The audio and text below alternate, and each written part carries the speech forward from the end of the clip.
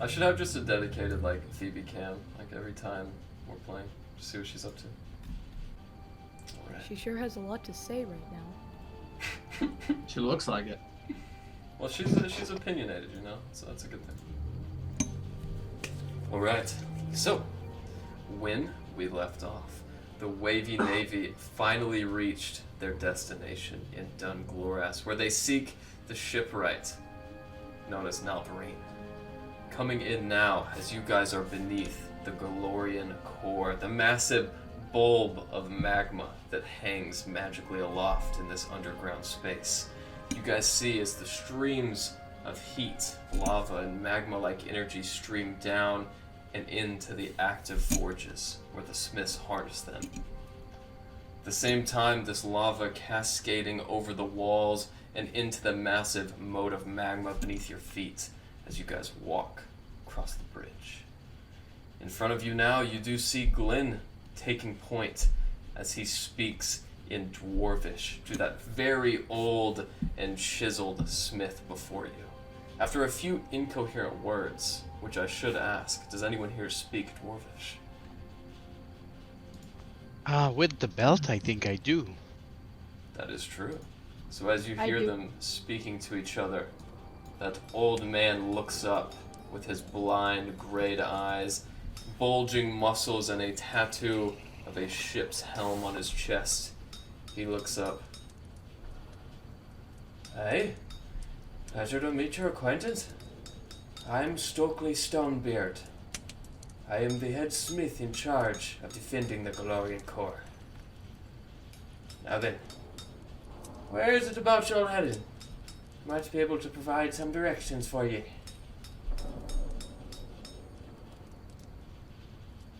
And he's talking. And he's talking to Glenn. Glenn, correct. Yes, in Dwarvish. Glenn soon replies will- in Dwarvish as well. I- Go ahead. I was just gonna say I pipe up in Dwarvish and say, oh, you know, we're actually looking for a ship that was being constructed on our behalf. Well then, you certainly come to the right place. As soon as you head out that big grey vaulting door over there, you'll be square in the middle of the grey vault centre. Over the western levees where the ships lie. If you're looking to buy one or acquisition the rights of a shipwright, that's where you'll be heading. Oh, well, it is much appreciated. Of course. And off with your gold, Lenny. I've got work to be done. And now, in common, I say to the party, shall we be going? Try to pick up our ship?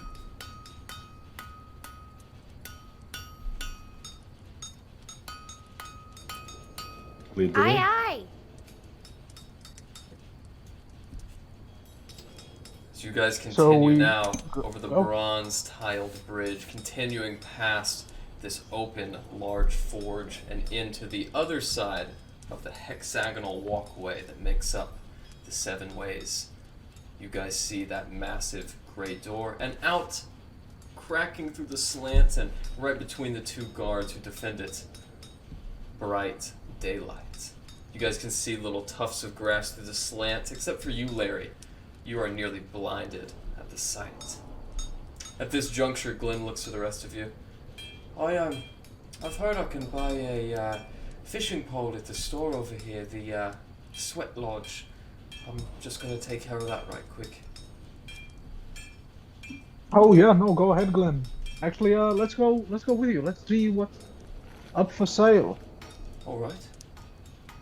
As he leads you guys just away from the door, there's a small hovel of a shack that's actually embedded into the carved cavern wall. As you guys see, it looks like some pale lime stonework that stands out in contrast to the dark, rocky crag that makes up the rest of this mine. Stepping in now, you guys are greeted by this very fragrant aroma. Beakers sit up on the walls, and you guys still hear the sound of the smithing that perpetually takes place outside. Behind the stonework cavern, there are two twin brothers, dwarves, one with a big red beard that comes down to almost his knees. There's a knot and what looks like a large bronze screw embedded inside that the knot is tied around. The other one, a large orange mustache where the other one is vacant, bald head, and these very dark goggles. He takes them off his head, places them around his neck as he greets you. Hi, hello there! I want to be of service. Well, our friend here was just looking for a fishing rod. Oh, is that right? As he looks over and sizes Glenn up. Well, by the looks of you, you're a northern boy. Aye, that's quite a rare sight around here. Not to mention your other compatriots. Looking over at his brother, he gives him a quick nod, and the other brother goes back. As he returns after a couple of minutes, he places a hickory box, almost what you guys would consider a gun case. As he flips over the latches and extends the box forward, you see inside the felt is a wide silver fishing rod. That's the only one we got in stock. Yeah, it's not much of a size, but I think it'll do the trick for you. Glenn sizes it up. Some silver is exchanged, and the case is bequeathed to him. As Glenn looks satisfied and returns the case, the dwarf puts his goggles back on. Now we also offer a wide selection of potions, if you like. Oh, what kind of potions do you sell? Well, pretty much anything. You know, we got filter of love, oil of slipperiness, oil of etherealness, mummy rot antidote, elixir of health, bottle breath, lycanthrope antidote, potion of aqueous form, potion of clairvoyance, potion of climbing, potion of diminution, potion of dragon's majesty, and he goes on. Oh, what does that one do? It's a rather expensive one. Hey there, Sven. Could you fetch it for our boy, sir? Sven kind of grunts back and leaves. As he returns, Sven, the one with the screw in his beard, he returns a large, stout bottle with a voluptuous body, cast wax neck, and a wooden cork. Inside is a golden liquid. Basically, Oh, that looks fancy. it is indeed. It's the most expensive thing we've got here. It requires a dragon scale to brew, and when you drink it, it turns you into a wyvern. How much? That part rise with all 2,000 gold pieces. Ooh, little steep for me, but thank you. Do you have any healing potions? Say it. As a matter of fact, we do. In all different variants, and we also have a potion of health, which will recover your diseases as well. Ooh, that sounds helpful. How much for, not the lowest of the low, but like your second tier healing potion? How much for 2 of those? Well, let me consult the database. He looks over a piece of paper right quick. Well, say the weakest healing potion we got for 60 gold. I'll say the next tier for 110. Next tier after that for 250. And of course, a superior draft will run you about 500 gold. Why did I have to buy this cloak? This beautiful, lavish cloak. I'm sorry, but I need to leave. I'm sure Alistair Davies can sport you a few. And I walk out. May the winds be at your back, sir. Well, on my side, I would love to buy 20 gold of incense from you, if I may. 20 gold incense, you say? Well, Yes. alright, I think I can do that, but it's gonna run you a little lower than usual, you know. We're a little low on incense at the moment. Do you have the quality or the quantity of 10 gold? Oh, certainly. I could. Perfect. I'll give you a platinum. You heard that, Sven? Now, Bjorn, why do I always have to be fetching everything in this and that? Well, because Dad left me in charge when he went off to the Downlands. Now be a good chap and fetch the fellow where he wants. As he stomps back, inevitably he returns around. I want to ask who their father is. Instance. As you do so, Rez, they look up. No, I would, but I'm not in there. I walked out. Indeed you did. Someone Well- asked who their dad is. They said they were in the Daleland. Erland is very confused on Erlon is like a tween going through puberty for the first time and not understanding right now because he doesn't really understand if this is his body. So the last thing he's thinking about is what the fuck is going on with that cat. Sure, yeah, that's very astute role. As a moment passes and his brother Sven returns a rat in the sack, you guys can already smell the aroma in the room shift sharply as the incense are brought forward. All right. Suppose that'll be all for you then.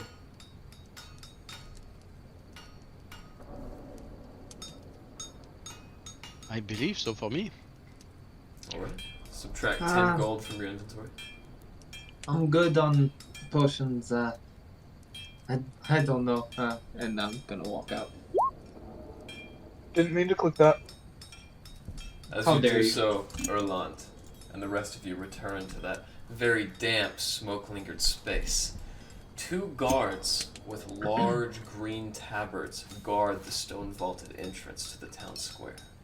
As you guys see daylight illuminating the sides of their faces, they stand stalwart with massive war hammers and plate mail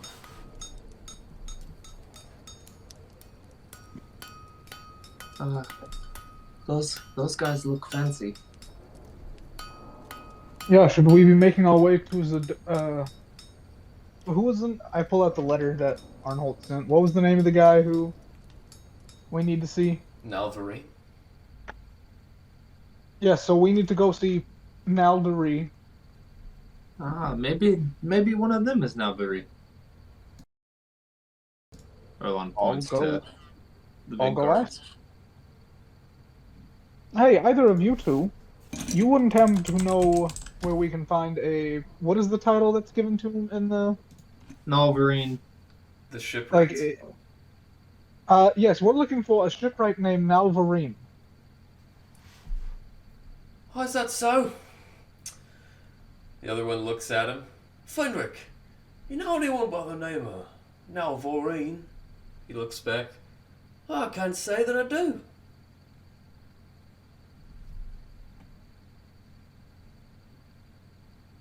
I still Do you- think it's one of them. Do you know where we could look for one of them? Someone who would be a shipwright. Hey? We are very new to the city, and, it's quite confusing for newcomers. The other dwarf who was referred to as Fenric turns over as he rustles his hands through his stubble. Hey, go on out to the Grey Vault Square. If you look west, that's what's called the Western Levy. Take the lift up, you'll find all the shipwrights there. Thank you. You've been very courteous. And course. I hand him a silver. Well, I appreciate it. Take care. They still stand there in front of the door as they kind of glance back at each other. So, to the Western Levy, I think we should, yes? I believe the Western Levy might be through those doors. One of the dwarves kind of extends a plated greave and just points towards the elf.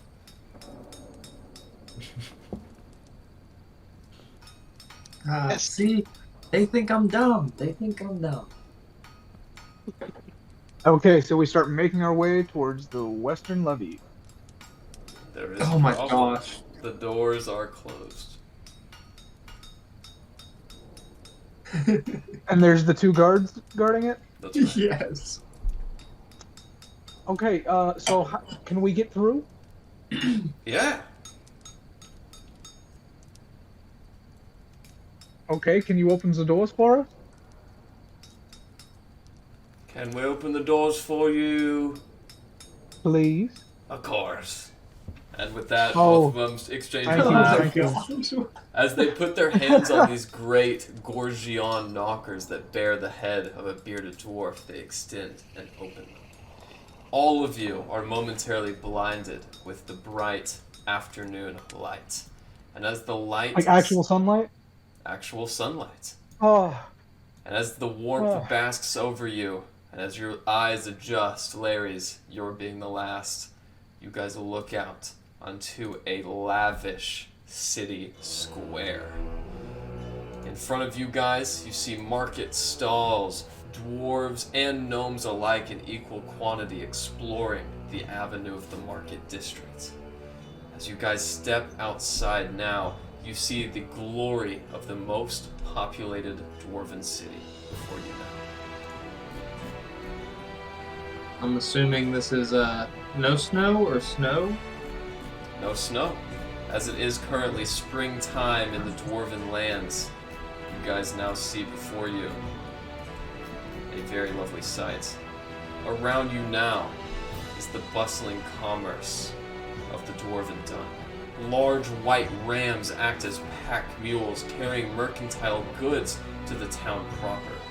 In the center of the square, Grey Vault Square, where all manners of iron-wrought tools and armor are sold, you see 4 massive granite statues commemorating ancient dwarvish heroes. You see a fresh-faced dwarven boy appear from behind one of the market carts as he walks up the limestone steps until he's beneath one of the statues. Listen all! Every resident of the city must vacate Grey Vault Square at midnight's blare to make way for the Stonebeards. In other news, the Forging Fest is right around the corner. If you're wishing to participate, you must sign the bulletin before tomorrow. By the morn, according to Thane Windhammer.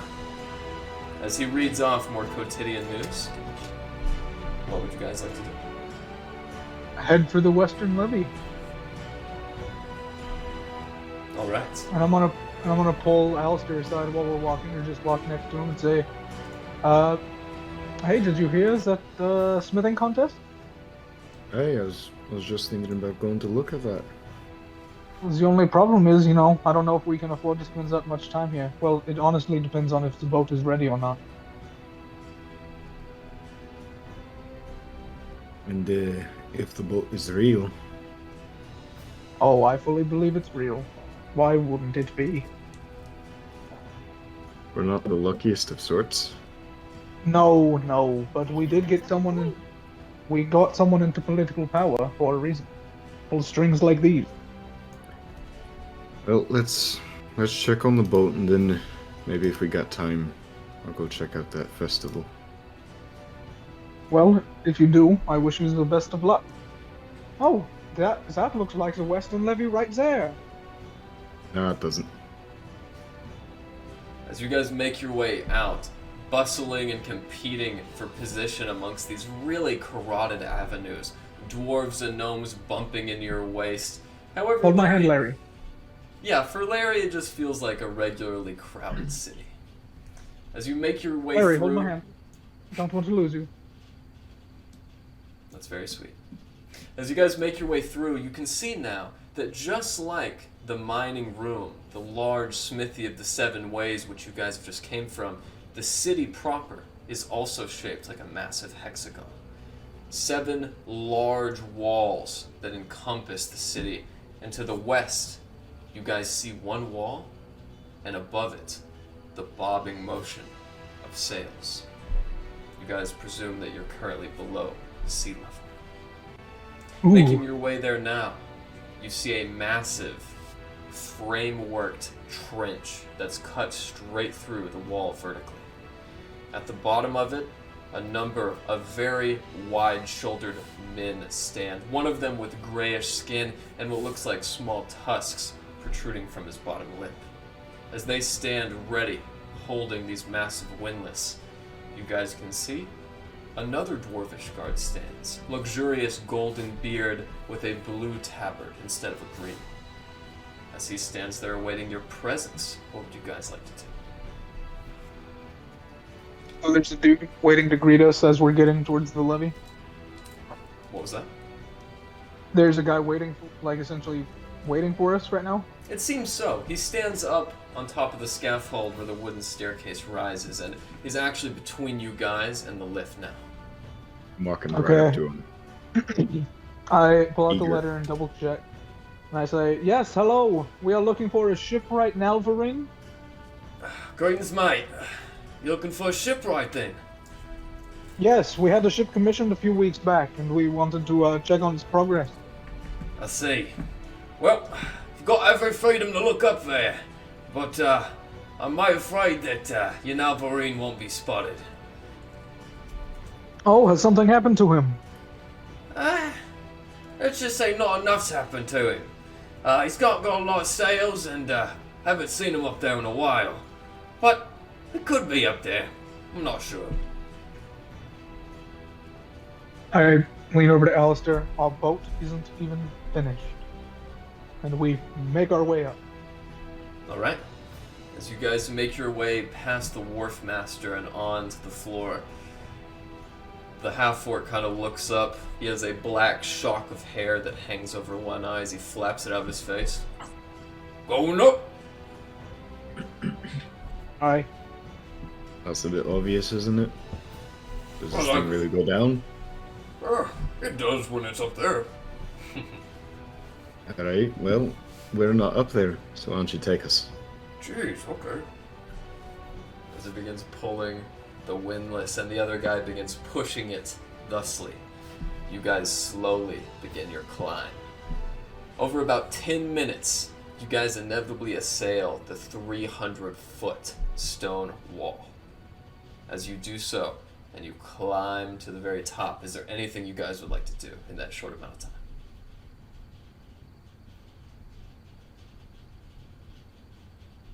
Alright. Okay. I'll give Rez a firm slap to the back as he gazes over the edge.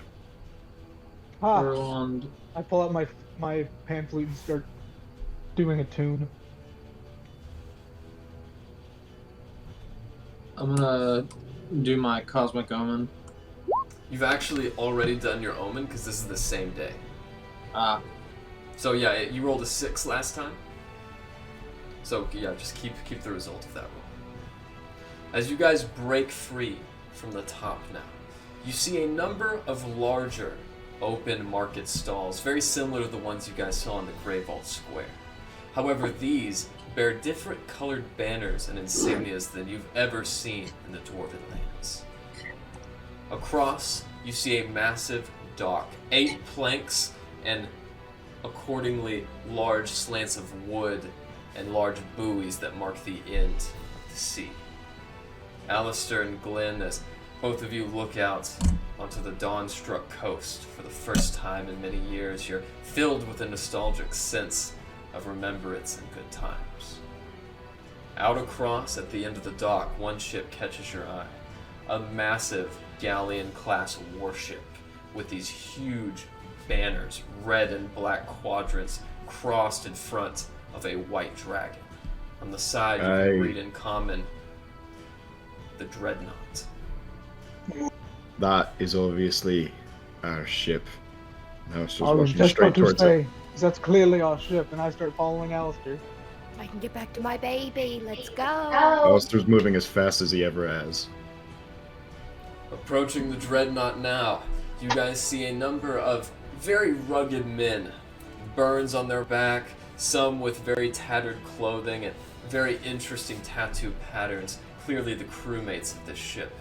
In front of it, you guys see a very astute human male, black chapeau-like cap, yellow eagle feather poked out of the side, and a very boisterous white blouse that barely contains his large gut, which you can see poking in through the button snaps. As he has his hands on his side and is inspecting his lovely vessel, you guys encroach upon his precipice. What would you like to do? Ahoy there. Oh, hello yourself. Name's Captain Alistair Davies. Oh, well, pleasure to meet you, Captain Alistair. I'm Luca Drek. You admiring my ship here? Your ship? What do you mean? I do believe this ship is intended for me and my companions. Oh, is that so? You hear that, boys? A couple of the men kind of look over, bandanas and eye patches, missing teeth. They think this is their ship. As they join in on a bellyful laugh. Alright. Sorry, Mr. Davies, but our crew is filled to the gills. Right. And Do you know where we could find a ship being built by shipwright Nalvorin? They get into another hearty laugh, and Lucar Drek begins slapping his knee where his peg leg sits. Oh, Nalvorin. I'd say you'd be better off finding him in one of those taverns down below, drinking away his depression. Rez, I think your brother bought into a scam. I know, I'm starting to think the same thing. I thought he was the responsible one out of us. But sir, I have to get back to my baby. Are you sure that this is not our ship? This isn't. But knowing Nalvorin, he probably sold you one of these keel boats over here. Is he gesturing towards, like, really dinky ships? Yeah, and Alistair, you know what a keelboat is. It's not even really seaworthy. He points at a couple corvettes and some large longships. And as he kind of sizes you up and really absorbs Larry's sadness, kind of looks out with a sympathetic eye. I'll tell you what. You guys sweeten the deal, and I'll tell you where you can find him. Would one of bribery? these, No. and I flash a platinum? You know, I think that'll do it. I flick it to him. He catches it midair, kind of breaks it in his teeth a little bit. I appreciate it. Nalvorin, the captain's dream, as he likes to call himself, has fallen on a bit of bad luck. I don't know what's in him, but he hasn't been to his stall in months. Last I saw him, he was in the tavern keep, at a little place called the Knackered Nun. Zanaka Nun? Yep. Well, thank you very much. You've been more than helpful. Right. And I take off my hat and I give a little flurry, like a flare, as I give him a bow as we leave. You know, as half-elves go, you're not too bad. Oh, thank you. I appreciate that. Now, if y'all are ever looking to make some real coin, you saddle up next to me.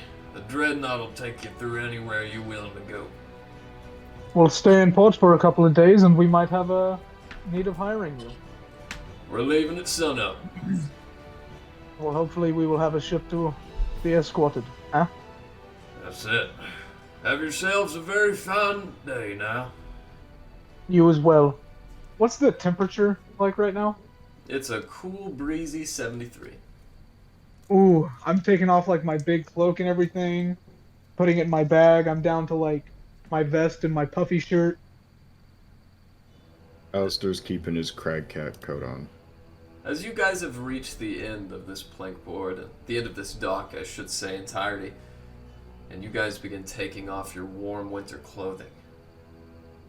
Erland, roll me a Constitution saving throw. Uh-oh. I knew something was gonna happen. At about this time, you guys watch as Erland begins flickering. And he disappears for a second, 2 seconds, before appearing again. Got a bad connection? Ah, something like that. Those new 5G towers. So, is your body still back, you know, with the other dwarves? I've come to realize that I think so. And to be honest, I don't really want to go back there when the king was last yelling at me to see more into the future, and I ended up in another realm. And then, you know, what's he doing to my body? Am I in a hospital? Am I in a prison cell? You think the king might be a bit touchy? Would you be able to like find out and then maybe And you know what's Oh, if he goes, I don't think we're gonna be getting him back. well, here's the thing: is we are so far from home, and I don't know that I'll see you guys for a while. So hopefully I can hold this. Hopefully, you know. You think you could go back and come back again? I don't know if it works like that. Yeah, I don't think we should risk it. Shall we head to the Naked Nun? Aye, I could go for a drink at... About what time does it seem to be? It's drinking time. afternoon. It's approximately 3 p.m. Okay. Yeah, should Well we go past for drinking a... time. Yes, let's go for a drink at the Naked Nun. And maybe kill a shipmaker or two. Let's maybe not kill him until we know for sure the status of our ship. And then I will have words with Arnold. As you guys return back from whence you came and take that long 10-minute journey back down to the bottom of Dungloras, you find your way down a much less but still very heavily populated avenue. As you guys get to a point in the road, you see a sign posted in the center. Iron core with wooden slats shoved through the sides, pointing in 7 different directions, one for each of the walls. Those of you who can read Dwarvish see Grey Vault Keep, Tinkering, Market Square, Grey Vault Center, and of course, the Tavern Keep. Well, let's head to the Tavern Keep. Follow that arrow. As you guys head southward down into the congested artery that is the Grey Vault Square once again, and then hang a left towards the direction of the Tavern Keep. You guys make your way by some very small hovels where you know gnomes to be residing, some very large daub-and-wattle houses on top of cobblestone foundations that very narrowly hang over the avenue in which you walk. And at the very end of that residential district, you guys see 5 taverns set up at the end. One of them, the Honeydew Lodge. The Morning Dew Lodge is immediately on your right. On your left is an establishment made with soft blue oaken wood with green shingles and a white trim of silver around the roof. Above, in Dwarvish, it reads, the Blue Jack Pubbery, and has a small emblem of a blue jester. Another one, to your left, seems to be called the Black Lung Trader. The 4th tavern in the northeast seems to be called Thunder Keg Downs. And at the very end, staring at you guys, is this large, Gothic-like cathedral. Weddled white walls, a black headpiece that almost looks like a dwarven woman poking her head through the roof and basking for air. It has no name, but it seems to be the most populated tavern out of these 5. Well, that seems to be the one we're looking for, does it not? I'll bet so. Seems the most Okay. nun-like. Let's go.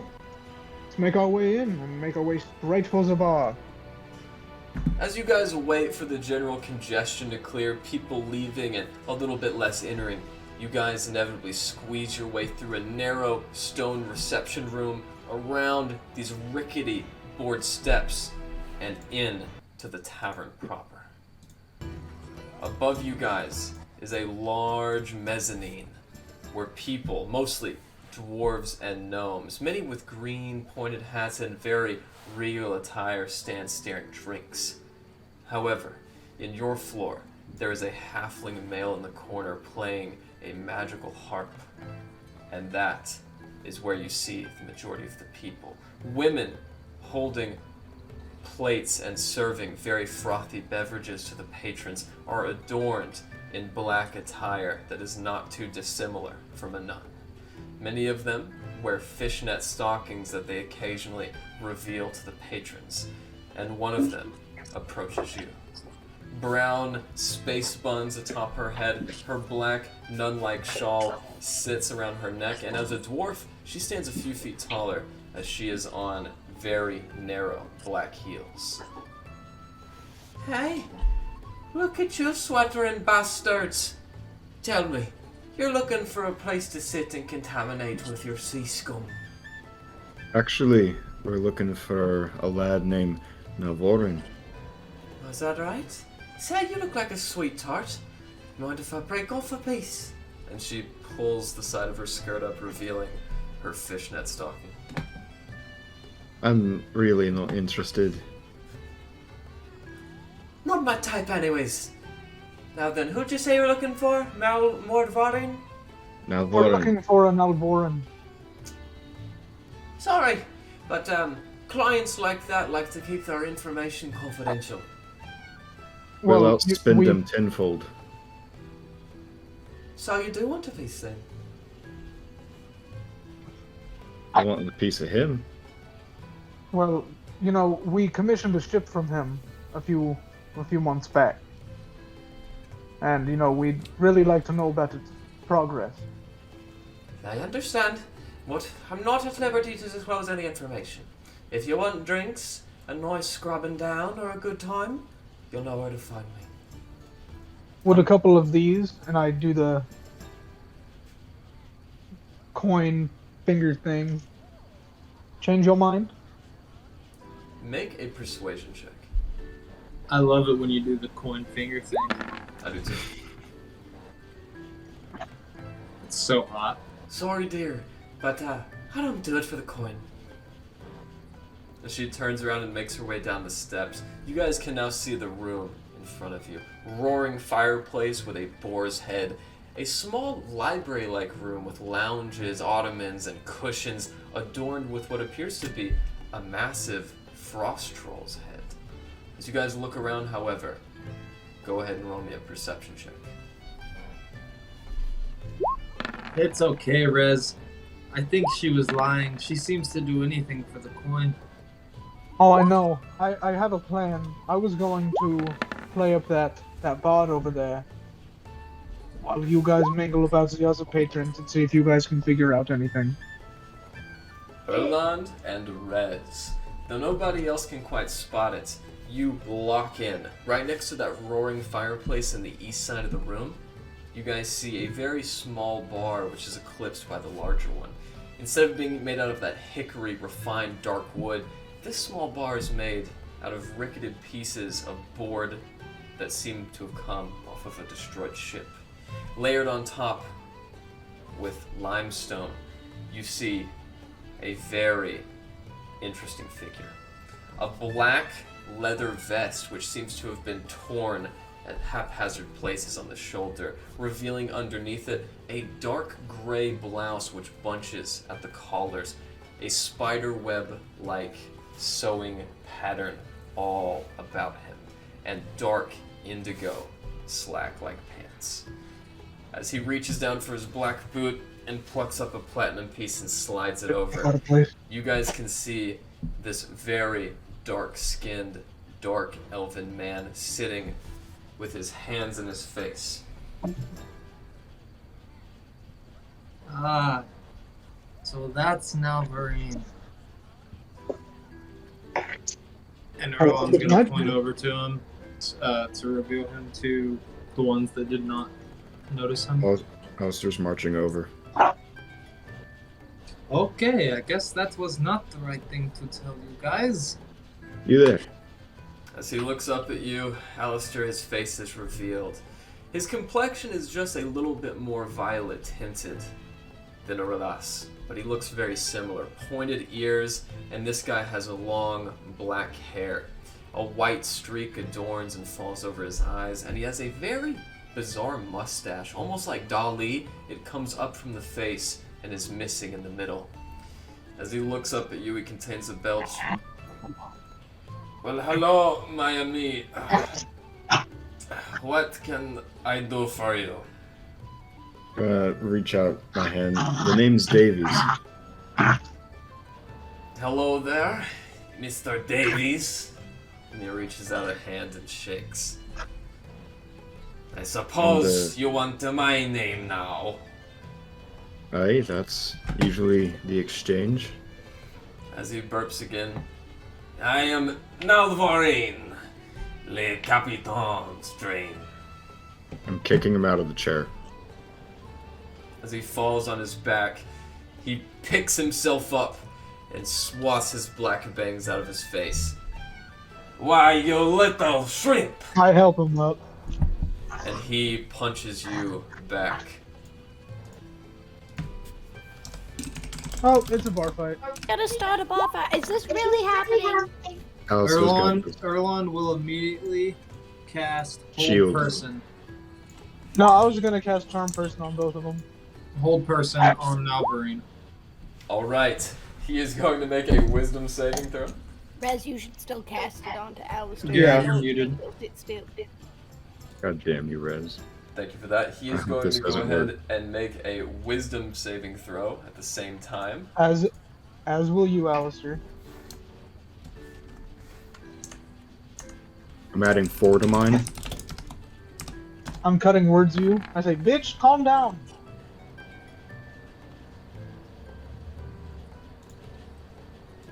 All right. With that, go ahead with your cutting words, Rez. Jesus. All right. So that is a 15. Does that succeed? You to fail. save? As they both fail, you watch as the punch is stopped mid-air. And as it rests, You get 16, man. both of you are held in I added place. 4. Yeah, Yeah, and I 18, cut words to you. 18 minus his cutting words of 3 means you got a Oh, 15, fuck and the you. DC is 16. As you Fuck and you. Nalvorin stare at each other, Alistair, you are forced to smell his very warm, liquored breath. As they stare this awkward Now- silence, what do you guys do? Now, You talk it see, out like good. Alistair, I think you should take a seat. Rez, I waved when you down let the me out of bartender this, for I'm killing for you. I'm bottle. killing you immediately. You let me out of this or I'm killing you. Will you promise to be calm? I'm not gonna kill the man. I'm just getting answers. Okay, really quick, make me another wisdom save, because I forgot about the charm person. Right now you're just held by Erlon, but go ahead for the wisdom save as well. Okay.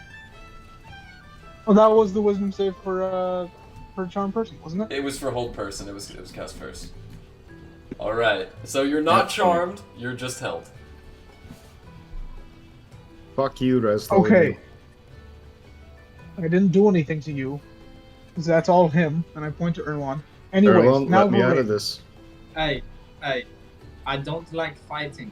Okay, we're I'm gonna not settle gonna this. kill him.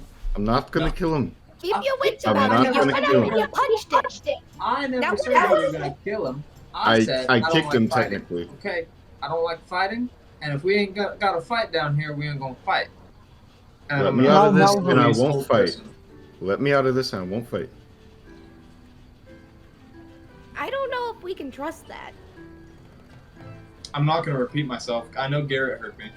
I will absolutely fight. Now, Just let me Lorraine, out. Not you. you were in contact with, I believe, the speaker of a town called Goodmead, where the speaker commissioned you, one Mr. Rorik Redwater, for a ship. Now, where might we be able to find that ship? As he looks about and kind of surmises his answer, Orlas, something about this dark elf strikes you as being familiar. Make me a history check at advantage.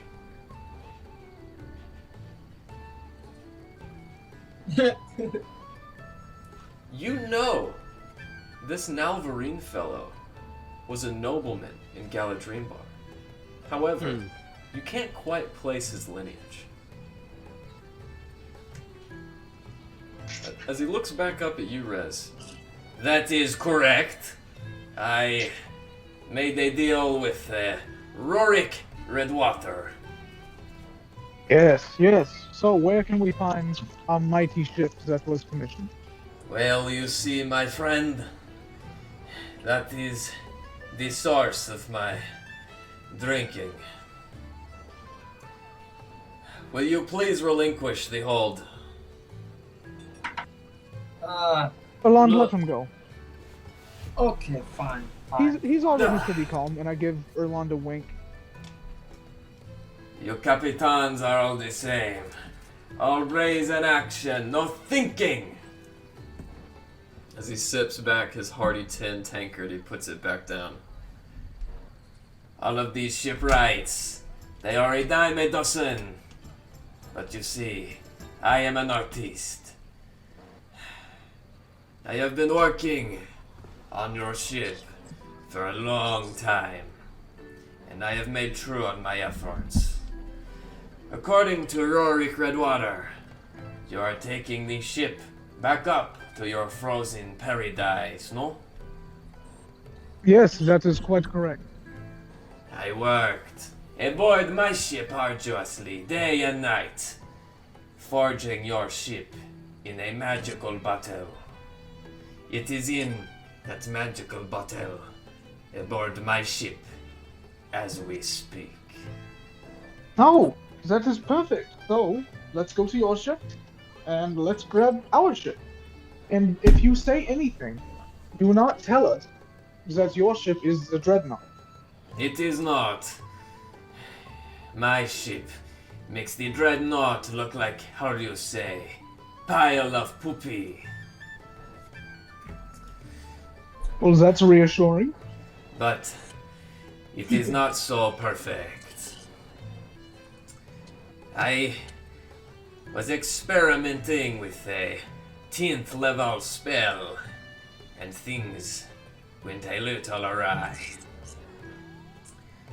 My ship is cursed. So you just decided to mess around, just for the shits of it, with a 10th level spell, and now your ship is cursed. The taxes in the dwarven lands are so high. I parked my ship a few miles off course to avoid the taxes, but the price gouging got to moi, and my crewmates mutinied. Certainly you know about this, huh? He points to you, Okay, Alistair. so where is your I'm just ship? glaring at him. I can see where this is going. Right, Where is your ship? We shall go there. We shall, uncurse your ship. it is just and we a shall mile. take your ship. It is just a mile due west of the harbor. I have a keelboat waiting. If you take it there, you can get your ship in a bottle and, well, the rest is not my concern. Do you have any other ships and bottles there? Or is it just the one? Yes, I do. Take whichever one you want. Oh, very well. I have 3 ships there. They are the Ashen Wraith, the Waves Crest, and my favorite, the Loose Lips. Well, we shall definitely evaluate them when we see them. So, I think we shall rest for the night. And first thing in the morning, gang, we head out and get our ship. Isn't it like 4 o'clock? Yeah, but we've already had a fight today. Now wait a minute. What is it you said about Le Dreadnought? Oh, it was just, we were trying to find, the ship you built for us, and we thought, oh, it must be that one. And we talked to the guys from the Dreadnought. Lucard! And he spits Yes, on the that ground. was the one. As he spits on the ground, he looks up and rubs the saliva in his whiskers, pushing them up farther. Please tell me you did not mention my name. Oh, he's actually the one that told us how to find you. Then he is closer than I thought. That bastard has been trying to rob my magical goods for more than a decade. So, secrecy, utmost importance. Right. Hopefully he does not know of my ship yet. Well, the way he was talking about it, he seemed to, not know, at the very least. One more thing. The 10th level spell I cast generated a magical crew. They have a mind of their own, let's say. If they see you approaching, they will use my 96th gun ship to blow you out of the water. 96 gunship? Yeah, a little bit more, give or take 8. But if it's your... It's okay. if it- They don't have nothing on Orlan's 2-gun ship. Haha! Nice one, This Erlon. guy is crazy. Yeah. Yes, but if it's your kill ship, won't they, not blow it out of the water? They are the ones that kicked my ass off in the first place. If it was not for Oh. the kill boat, I would not even be here with you now.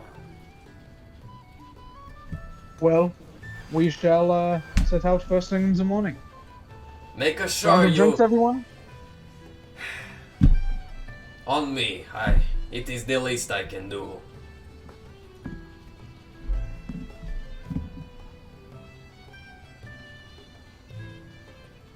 As you guys part ways and he kind of hands his finger at the female bartender behind the counter, he looks back at you. Make sure you find a way to cloak yourself. Oh, I think we can take care of that. I hope so.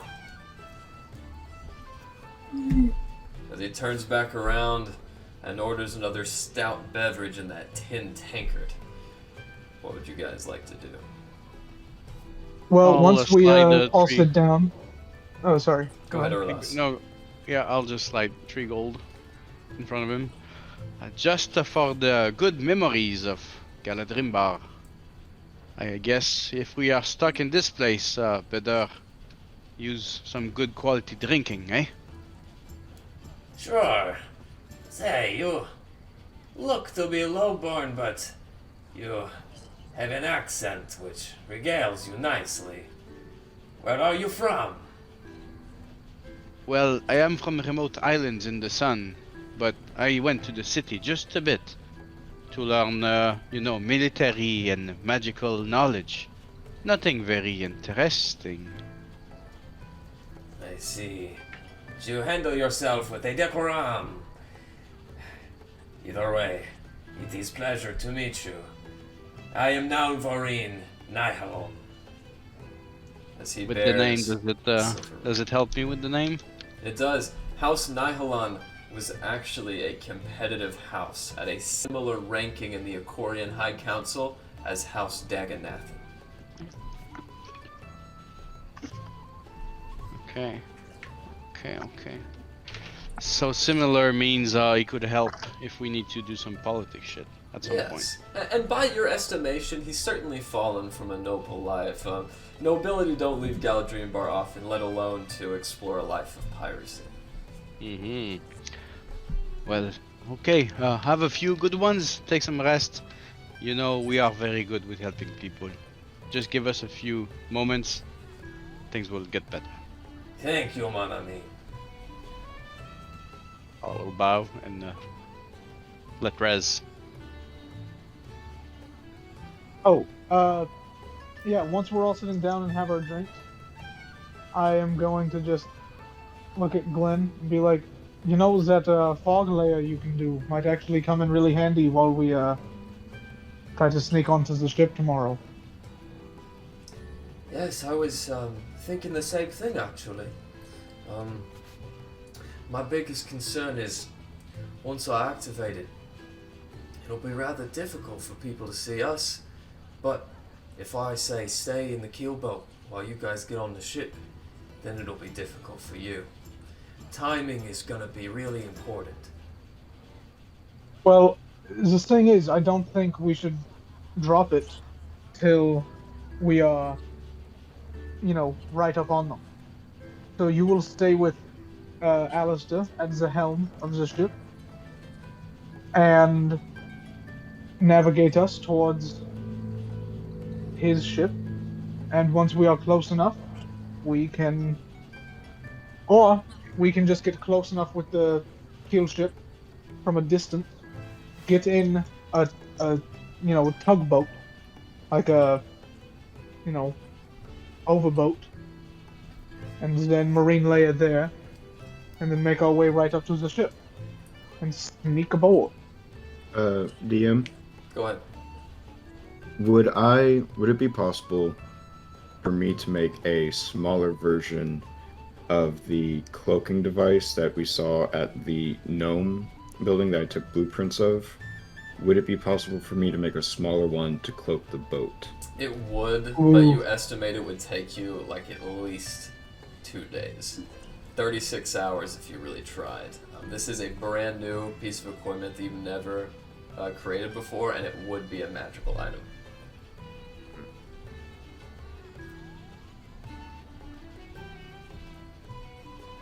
Anybody else have any ideas for getting aboard and clearing a bunch of what I'm assuming are ghosts? He said it's cursed. Well, maybe the lady with the potions will have invisibility potions. That could be Yes, worth but we checking. can't really invisible a boat. No, but you know you can swim a bit. So I have an idea. I can cast water breathing on us, and we can all just sneak underwater underneath the ship and plop up Ooh. right underneath it. Are you saying So we walk to the ship? Well, no. What I'm he's saying saying we is we swim get close underwater enough. to the ship. Breathing, not We get- walking. We Concentrate. get close enough to the ship. I think is what he's saying from the keel ship. Maybe out of range of their guns. We get water breathing, go underwater, and make our way to the ship. I like that idea, Erlon. That Plus, is some you smart could, thinking. You could It's, make a very good song with a Baby Shark theme song in it, and we could just hum it as we are swimming underwater, Oh, for sure. like some Baby Shark stuff. Yeah, And it this allows. Dulcimer case is airtight. It will allow up to 10 willing people to breathe underwater for 24 hours. I think that is the best plan we've gotten so far. That is brilliant. There's no way they will be able to see us. As you guys continue hatching your plan, you look over and you see Rory, whose shoulders meet the roof, or rather the ceiling of this building, and she is just folded over at the neck, staring down at the rest of you. Rory don't like small spaces. Rory, how are you doing? Here, take a drink. Rory, I can polymorph you into something smaller if you would like. Nah, Rory don't like small stuff. Rory like them big. Okay. How are you liking your drink, Rory? What was it?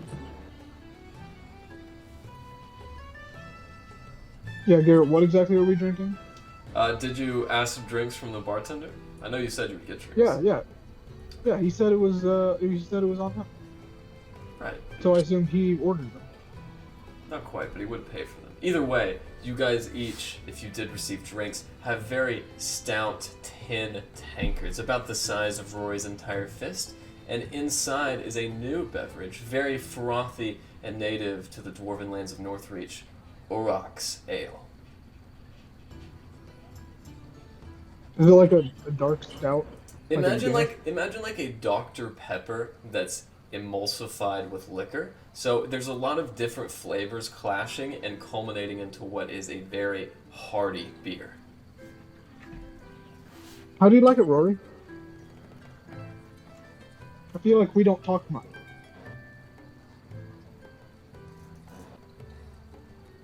Good talk. As Rory shrugs her shoulders. Maybe that's why we don't talk much to Rory.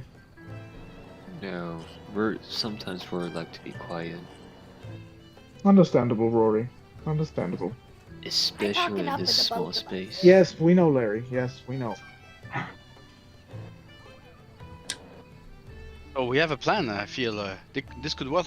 But while we are climbing the ship, did you guys remember the lady who had potions of climbing? Maybe climbing a ship could be a challenge for some. Well, hopefully they will have,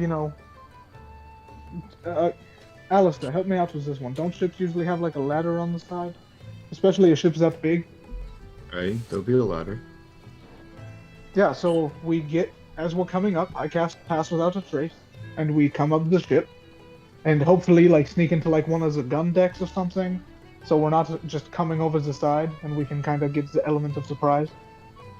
So if you use this very nice spell this one time, do we shoot at sight or do we stay stealthy for a second? Well, what, Pass Without a Trace? Yes. I remember a Uh, goblin being shot in the face as we spotted him last time. Oh no, all it does is just, it will make the water not splash as loudly. It will Sorry, make us didn't mean that. a little shadowy. It just all around makes us harder to detect. It's kind of like an active, moving camouflage that it's hard to see, but once you like notice it, you can see what it is. You know what I'm talking about? Of course. So we stay quiet, and if we need, Glenn will then cast his ability. If we need. Yes. Of course. I think he should cast Marine Layer, once we're getting relatively close, and then we anchor the boat right out of the gun range. Erland cast water breathing. We go under. We walk to the boat. We swim up, and then I cast Pass Without Trace, and we make our way up the ship. Easy peasy, lemon squeezy. I Alistair, feel our communication skills are getting so good. We have plans Oh, now. I know. Rez, Exactly. It's awesome.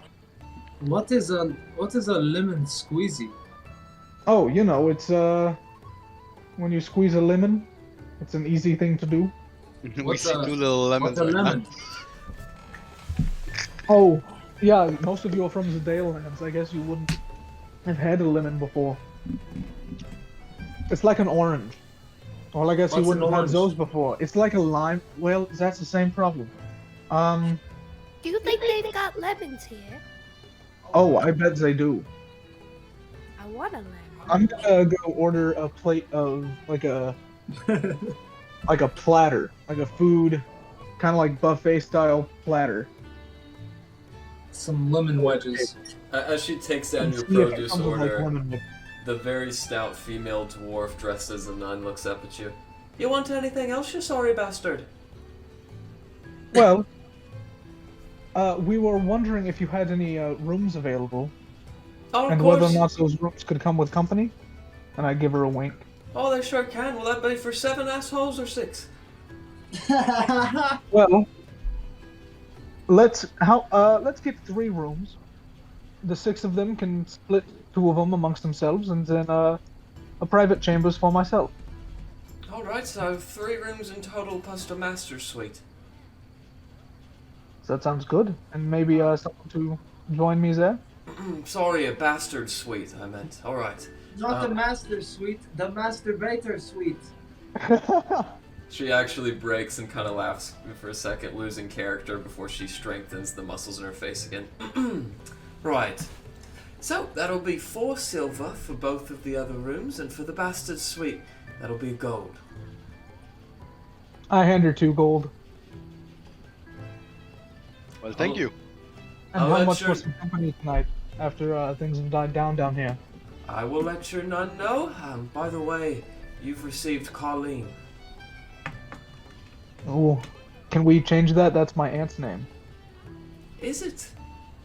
Well, I'm right afraid we've only got 2 other girls, Hildy and Lucille.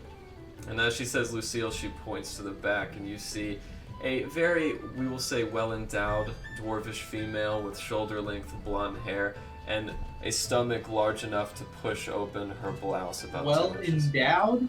Like she got like baby arm holding an apple kind of thing? No, she's just slightly overweight. We are not in that town. Yeah, no, it's fine. It's fine.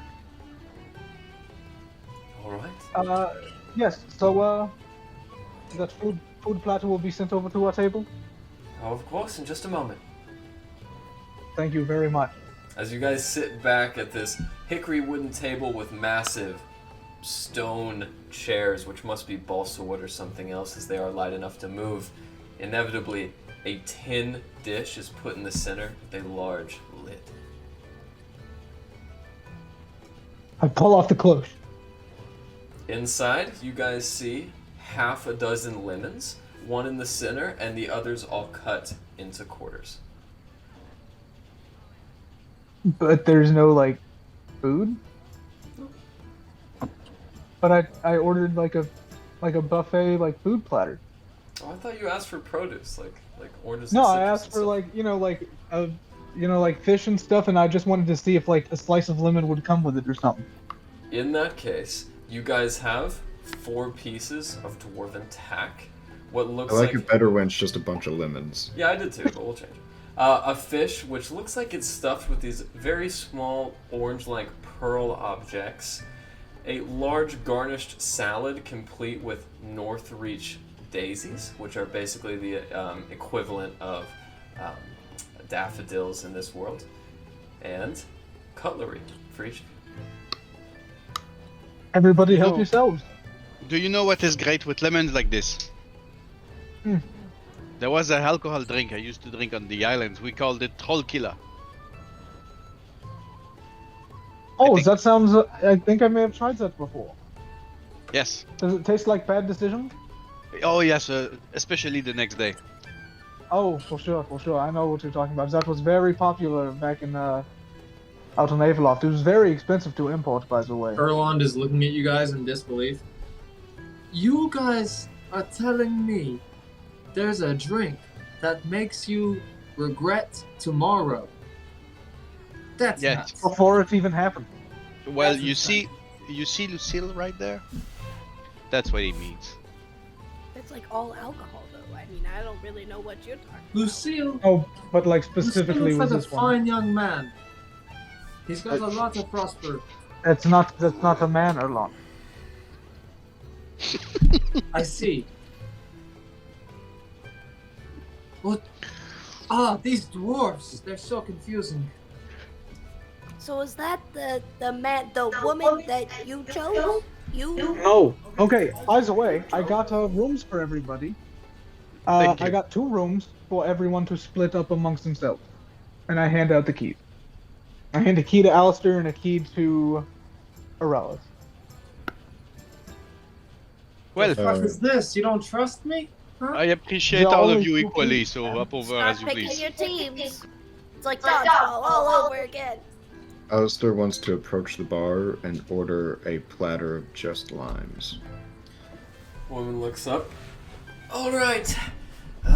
Anything else for your rotten black soul, mister? As much drink as you can manage. You've got it. And would you like Oryx Ale? And she consults her list of other beverages. Oh, does she? Galorian Quarterleg, Foss Brew, or Maiden's Meat? Let's go frost brew. Alright, a classic. And as she writes it all down, she picks up her order and then she looks at you. Are you loitering, you bastard? You just, when you get all of it, just bring it up to my room. Your room? I'm gonna show the key. You got it, sir. And then I'm gonna go upstairs, go in the room, and lock it behind me. After a few moments, you guys see a very slender-looking dwarven maid, 5 o'clock shadow that looks like she couldn't quite get off before her shift. As she makes it up the stoneworked mezzanine, you see her approaching Alistair's door. Before she gets there, you guys hear that massive hickory door that you came in that goes to the reception area open and close. Everybody, roll me a perception check. Perception check.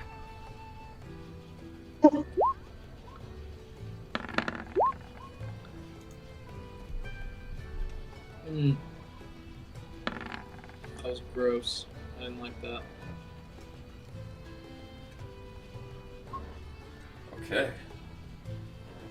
Rez and Rory, while everybody else's attention is at the front of that tavern where the sound came from, you guys watch as Nalvorin slowly puts more coin on the table and walks away from the bar as he begins creeping throughout the crowd, lowering his body to be about the size of a dwarf. You guys watch as 2 of the Malachite Rangers step in. Green tabards, steel helms. As one takes them off, he looks about. Attention! Has anyone here seen a shipwright by the name of Nalvorin? I just take a sip of my mug.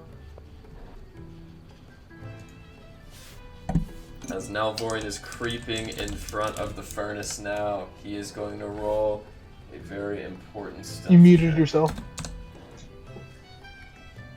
As Nalvorin begins walking throughout the tavern, he is going to make a stealth check.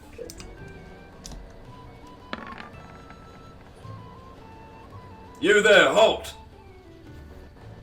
As the I start playing a dwarves, sound real loud. as Try the to dwarves distract begin them. pushing throughout the crowd and making their way through the gnomes, Nalvorin is going to step up on that mezzanine, and as he's trying to get away, Alistair, a knock comes to your door. I'm gonna pull it open to receive my limes and alcohol. In front of you is a very lovely dwarf who curtsies slightly, and she goes, "Well, hello there, sir. I'm here to deliver your meal." Thank you. You can just leave it by the bed. There you go. As she sets it down, the woman behind the counter looks up. "Maud, did you forget the company's policy? Oh, right, you rotten bastard." As she walks Okay, away. that fits. Do I see the commotion going on downstairs? As a matter of fact, you do, as you look up just in time to see Nalvorin as he's grabbed by both arms. "And hand me your swine!" Oi! That one's mine. I'm gonna draw my gun and just aim it. Oh, Not firing, No. just aiming. The two guards let go of Nalvorin. "Put down your weapons, sir!" As they hold up their hands and you see their palm. Hey, I'll put it down. You two, leave him alone. He's mine, I have dibs, he owes me a debt. Make a wisdom saving throw and a dexterity saving throw. damn. You got magic, bitch. Alright, as you maintain control of your firearm, you are suddenly locked in place. As one real dwarf quick, uses I- hold person. I have a question. So, hold person succeed. What did I beat? No, you beat the telekinesis, so you maintained the grip on your pistol with a 19. Your wisdom save wasn't quite high enough though. So, with my crag cap fur coat, it does say if I survive the saving throw and the spell is targeted directly at me, then the spell is no effect and instead targets the caster. That's right, so you could use telekinesis on one of the guards. What would you like to do? I would like the telekinesis to just shove him back away from Nalvorin. Okay, well, it can only control an object, but I'll say you can push him 5 feet with the full force of the spell. As that Okay, guard goes tumbling on his Maybe back. it's chest plate. I'm Yeah, pushing yeah, his sure, chest plate sure. that he's in. Yeah. As that guard's pushed back to actually trips over the stair and crashes, you guys see this other guard as he's maintaining his hold person on Alistair.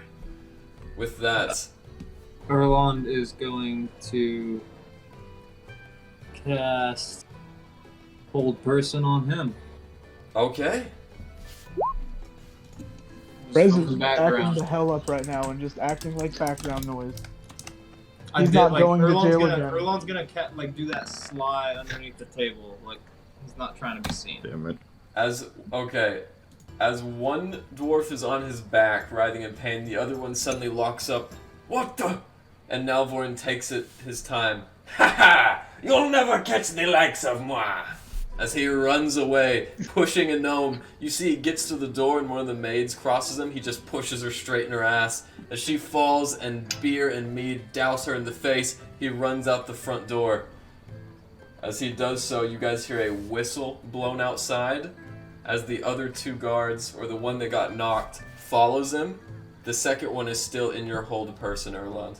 Erlond, I'm gonna release the Hold Person Alright. after, like right after Nalvorin runs out the door. I'll release it. Make As him you- release me. Well, you're already released since he's held as Oh, well. He okay. can't maintain Okay. concentration. Great. Is there anything you'd like to do once you're released? So I hear a whistle outside. Yeah, as Nalvorin makes his grandiose escape.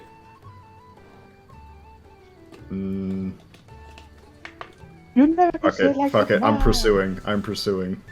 Okay, I'm gonna grab a handful of limes and chase after him. Alright, as it's released too, you see the dwarf look back at you. Fucking oaf! And he runs outside with his friend. As he runs out, Alistair, you're about behind Nalvorin 20 feet, and the other dwarf is gaining, not on you per se, but he's about to cross you as he's running to Nalvorin. As he runs out, do the rest of you stay in the tavern? I have a question real quick, if Go we ahead. can. What is this dwarf wearing? Plate mail armor, more stout certainly than even Glenn's and fortified. A green tabard with the emblem of a helm on the center, just like the other town's guards, and he's carrying a warhammer. On the plate mail, I'm gonna cast a little thing called heat metal.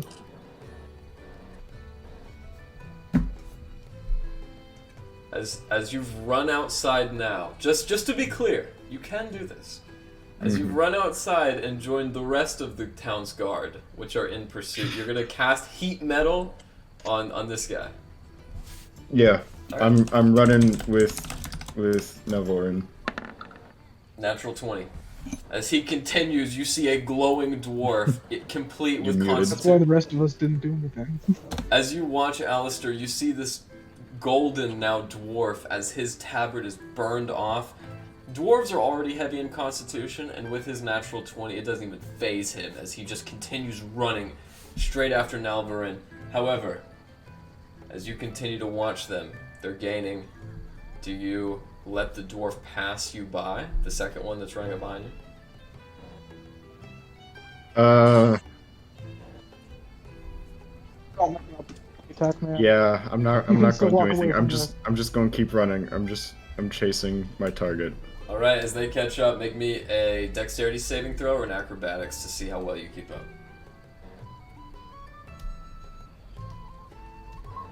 Okay. They are gaining and they are very elusive getting ahead of you, and as you watch them turn down an alley, do you continue and march down that alley too?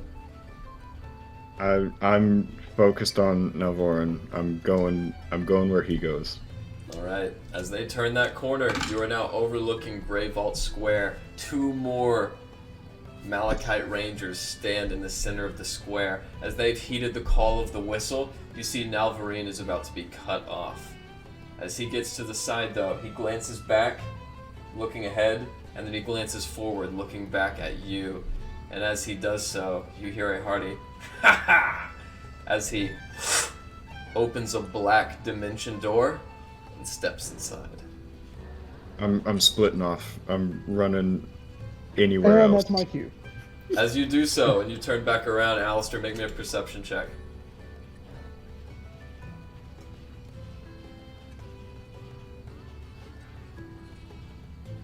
Alright. As you see more and more guards rushing in, they do not see you, but you do see something. A dark gate opens on a balcony of one of those cobblestone houses, and you see a dark elf step out. As he puts his hands on the balcony, he makes eye contact with you for a second. I'm gonna hold up the quiet signal. He just looks at you and steps inside of a stranger's house. I'm gonna approach that house. God, the adventures of Alistair Davies. Yeah, and it's a dwarven house. It has something above the door that you can't read. Bars in the windows, cobblestone. What would you like to do? I'm gonna try the door. Try and open it. Alright. As that happens, what are the rest of you doing? I just want to say Oh, my is that boy really just Dog happened? ain't got nothing on my boy Alistair, the bounty hunter. When everything started, was I aware of the commotion? Oh yeah, I mean, this basically occurred from the mezzanine in the northeast side of the tavern all the way to the entrance in the southwest. So you guys got like center stage of this entire thing. Then I would be trotting behind and just like a little cardio before bedtime is always good. Just to slow whoever we are chasing down, I would maybe create some minor illusions ahead of them, like barrels and walls that are not existent. And that's all I can do. I'll just trot behind Alistair and cover. Alright, about that time you see Alistair as he knocks on the door. Oh, there you are. What did we miss of all the action? Well, our ship maker is a little slippery and familiar with dimension doors, and he's upstairs here. Oh well, let's go look. I just want to convince him that I am very interested in keeping him alive and safe from those lads until my business is done with him. Right, I'll be right behind. Alright, I'm going in. I'm going in. Alright, it is a locked door.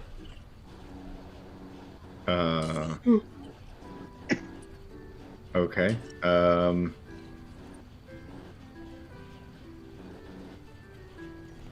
Could I use my thieves' tools to break in? Yes. Alright, Make me a stealth check, but I'll say the tools can do their work. Alright, stealth check incoming. Fuck. As you see a small gnome with a green mage's vest and a pointed magical hat looking at you. Hi, what are you doing? I'm trying to see a friend. And about that time, he looks up. Oh yeah? Who lives in that house? I don't know who lives there, I just know my friend's crashing there. Right. And he walks away. Oi, sir. There's a bit of gold in it if you just keep this between us. And how much exactly?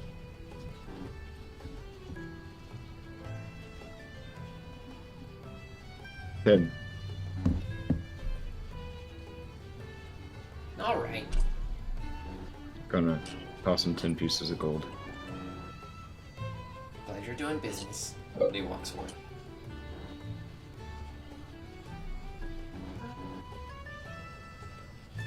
Alright, so is the door open now? It is indeed. Your thieves' tools did the trick. Alright, quick glance around and I'm walking in. Okay. As you step into the confines of the room now, it's very dingy, except in the back, you see, lit by a candle with his feet on the table, is Nalvorin. As he looks out. You know, that was really, unnecessary. Just interested in keeping you around until our business is done. Well, I appreciate the help, mon ami. Yeah, where are the rest of your friends? They're too lazy to help with anything. Right, well, I think they have the right idea. You might want to lay low after that gun you pulled. They got a problem with guns around here? Yeah, when they are aimed at our faces, usually. Well, I'm not too worried about it. I'll be fine. Your heart is in the right place. That's what's important. What's left of it? Yeah, my brother, do you know how to cast an illusion to, maybe disguise my return to the tavern? My side, all I can do is the minor ones. Maybe it is better I stay here instead. Lucard and the other fish dogs already knew I was there. You know, I think I could help you. Is that so?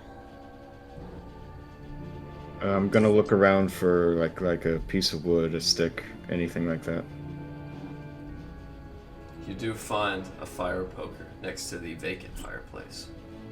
I'm gonna take the fire poker and I'm gonna carve into it some runes, and I'm going to make it an arcane firearm using the artificer spell detect magic, or not detect magic, disguise self. My bad. I'm gonna hand him the wand type thing that's loaded with disguise self. Coralline's bones. What kind of a magic is this? It'll change your face. make it look different. I am too vain. Just shoot yourself. Alright, alright. Kind of looks at Aralas for a second. And I use it like this, huh? And as he does, he casts the minor illusion spell, changing his face to look very similar to Aralas, but keeping his former hairstyle and mustache. Very nice. I thought so.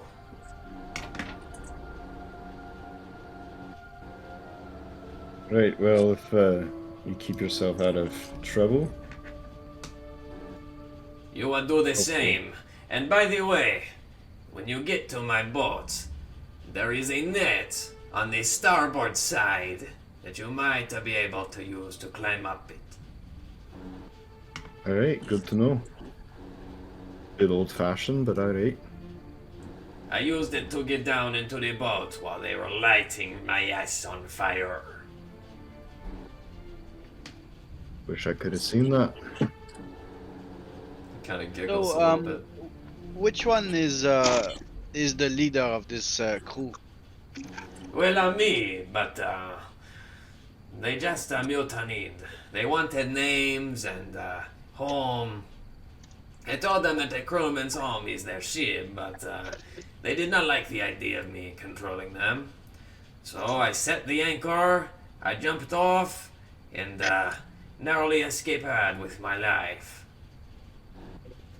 So we need to get rid of all of them. Or there's no leader in that pack. There's no stronger force there. The true sorrow, my friend, is that the ship is gone. The spell I cast was given to me by a powerful wizard in Kaliste. Those guys will just respawn and respawn.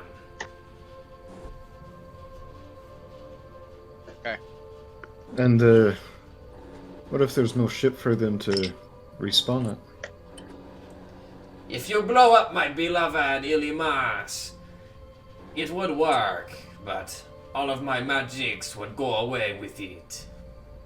It would be sad, but such is life. Have you considered trying to renegotiate with them? Yes, but they are not very negotiable. Their demands are strange. Some of them even want to die. I do not have the heart. Alright, well, thanks Guys, for... ask if there's anything else he wants us to get off his ship for him. Like, I know there's our ship to get, but is there anything he wants us to grab? I don't give a fuck about helping him with his personal shit. Yeah, but Rallis might. At some point, maybe if we survive. I'm gonna rob him if I can. Throughout this conversation, by the way, he has So ask where the valuable shit is. he has began to return to the knackered nun as he walks back in with you guys. I'm gonna go back to my room, chow down on some limes, do some drinking, keeping the door locked. Alright. As they make their return, is there anything else you guys would like to ask him? Or anything else you'd like to do before the night wraps up? I'd like to talk to that bard if I can. Sure. As you make your way down, there's a staircase of about 8 steps that leads to a small library-like room in the northwest center of the bar. There you find, amongst books and other devices, the halfling bard, who at this time has begun a jauntier, more jestful tune to lighten up the evening. I'm going to gesture to my dulcimer, kind of swinging around, and nod to him and be like, give one of those. You mind if I join? Not at all, friend. But my time's almost up.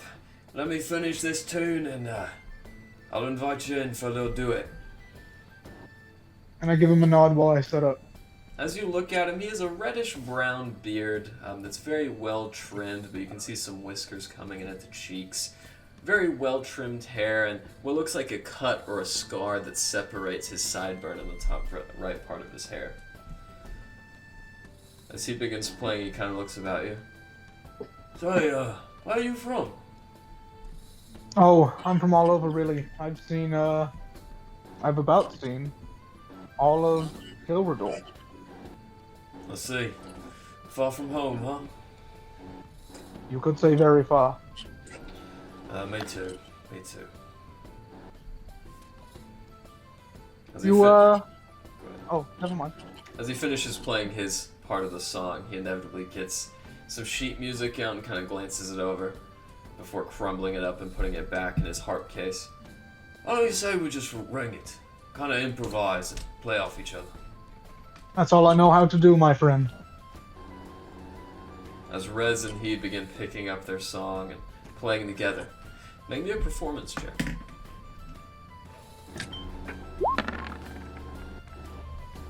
Alright. Pretty good. You're not half bad.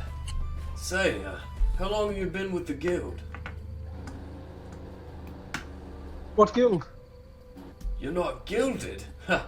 He kind of almost misses a chord before falling back in the tempo of the harp. The Bohemian Society. They're the ones that pay all us bards on the Dawnstruck. I did not know there was a guild in these parts. But Yeah. it does not much matter, I cannot join one at the moment. I'm actually trying to get home myself. I see. It's actually illegal to play in a tavern without being gilded, but I won't tell anyone. Oh, thank you very much. I will keep that in mind while I'm in these parts. At about this time, you notice that you guys are drawing part of a crowd. Just from force of habit, they seem to be tossing their coins into his harp's case. He kind of looks at you and kind of looks at the coins. I cast Mage Hand while I'm playing, and it reaches into my coin purse. And I throw 2 gold in his harp case. You're a right generous gun, you know that? Oh, my hat monkey will make this up for me at some point. Is that what you call him? I thought it was a Goliath. No, it's a little lizard one.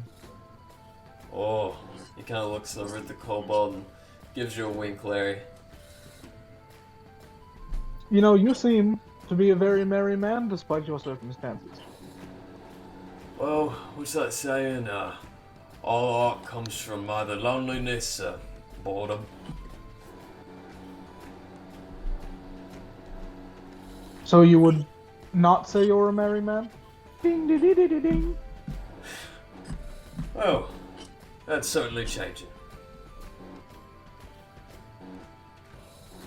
I'm going to start overpowering him with my dual simmer. Kind of looks back at you and gives you a look of like, oh no, you don't. And he's gonna roll a performance check as well.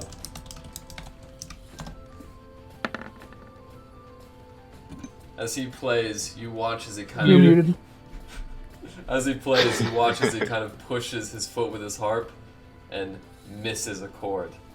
As he does so, you play off it and improvise one of your own, and you are established as the more supreme bard of the two. Hell yeah.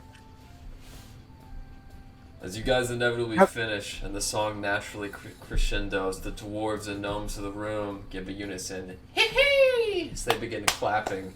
Some of the maids kind of look about as the song ends and realize they might be caught for laxing on the post. As he looks over at you. Say, why'd you learn to play like that? Oh, I had a mentor when I was very young. I did too. You know, usually when I play like that, I'm dancing and kicking on tables.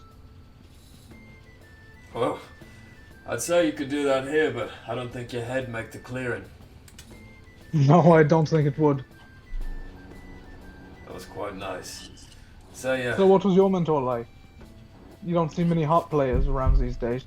strict, wise, and more than anything, a real professional.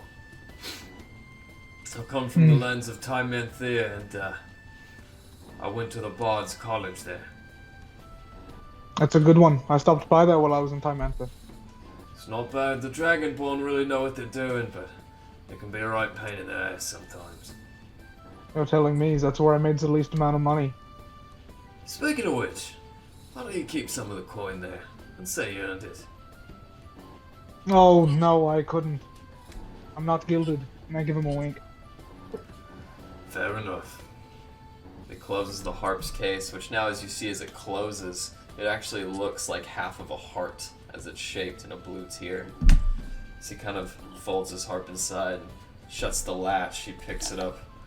Well, I better be off. My ship leaves one of these days. Well, I wish you the best of luck, and I do another flurryful bow to him. You too. As he turns back. By the way, my name's Okona. Rez, Nice to meet you, Rez. take care. You too. He kind of hobbles out, flipping a coin to the bar. Night inevitably assumes. As the rest of you gather in one of two rooms, and Rez, you make it back to your suite. Is there anything you would all like to do? I would like to take a snore of the blue powder I got before I go to bed. As you do so, are you trying to hide it? Am I sharing a room? Okay, Oh, how are the so- rooms being divided? That's a Alistair good just point. kind of fucked off into Alistair! the room. Alistair, you open this door! I'm gonna rake my nails across the door. Alistair! Alistair, wait, who got the other key? Urlas. Okay. Alistair will answer the door, but is standing in the doorway. Oralis talks in his sleep, and Rez won't share. I just want to sleep on the end of somebody's bed. Larry, you're more than welcome to have the bed in our room. I most likely will just meditate on the floor. Look, I'll take some of you, but I'm not taking the big one, and I'm gonna point to Rory. But I think you can have Glenn and the kobold. I think those two will fit nicely. I'll take Glenn and Larry. Alright. Say, Larry, why don't you, Use this for warmth. And he gives you his warm winter clothing. Thank you. Yeah, sure. Meanwhile, in the other room, Urlas, Erlund, Yes. and Rory. Mhm. Rory, are you trying to keep this a secret? Yeah. Well, laying in bed, just gonna curl up and then just like sniff it off my bicep. Alright. Rory, make me a constitution saving throw and a stealth check. Passing it off like she's just going, oh wow, my armpits Alright. smell.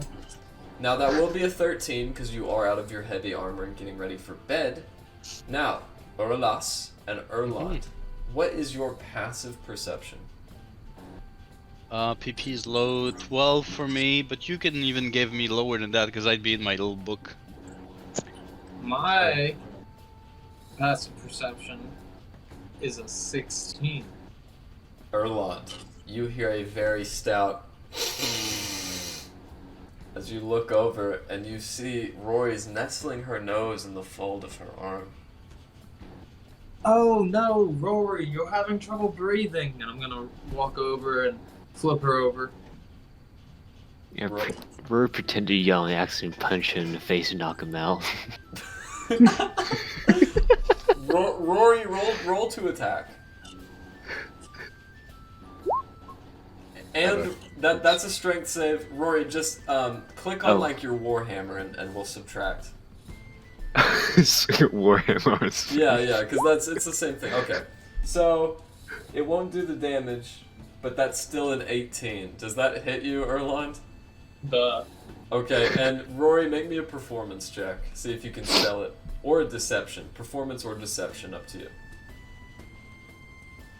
Both of them +1. Rory very visibly opens her eyes and smacks you in the face before snoring.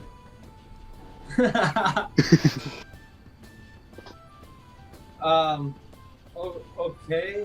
Do I get to knock him out? Not quite. So what are you snorting, Rory? Rory's armpit's smelly. Oh, Do I need to roll wisdom or something? well,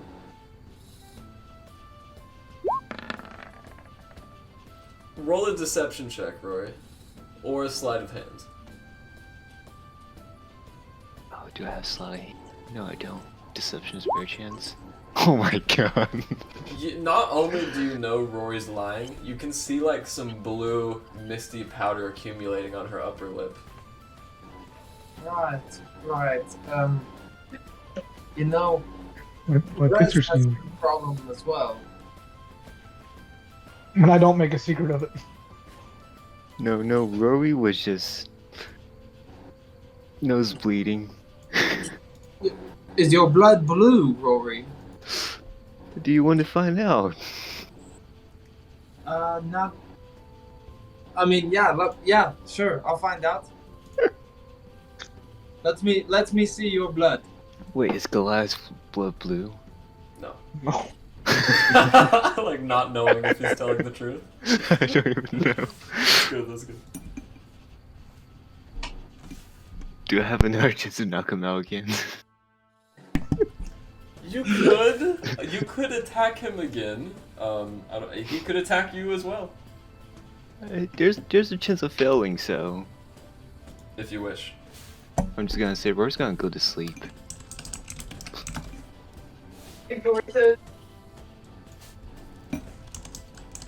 Alright.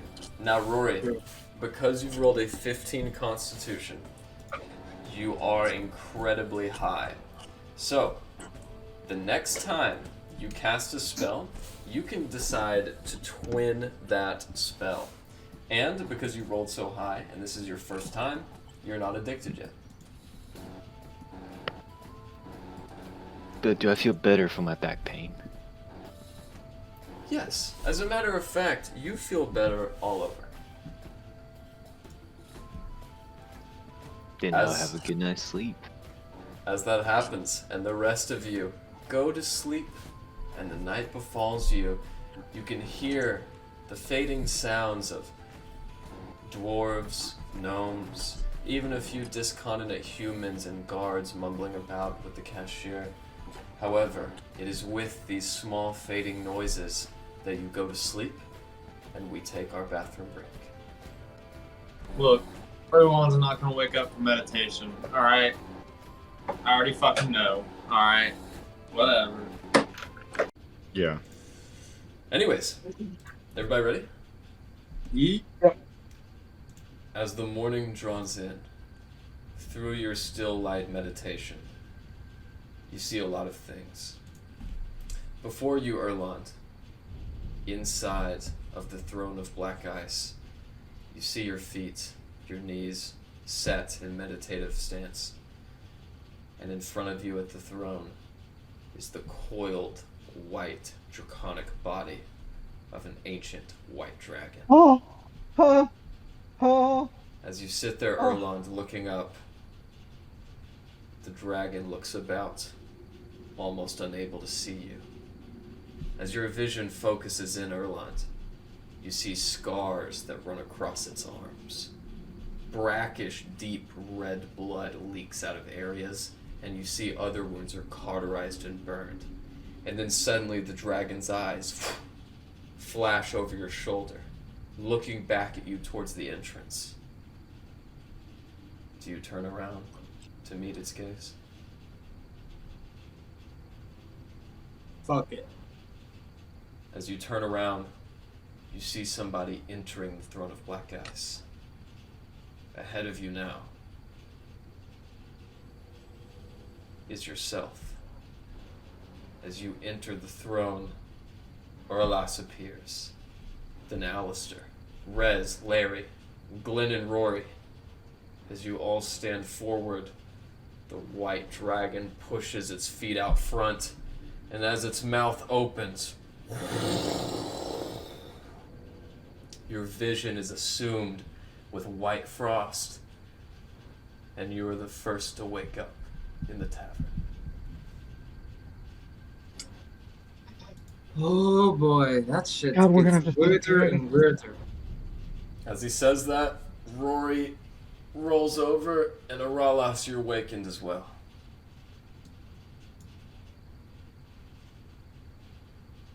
Oh, good morning, Orlas.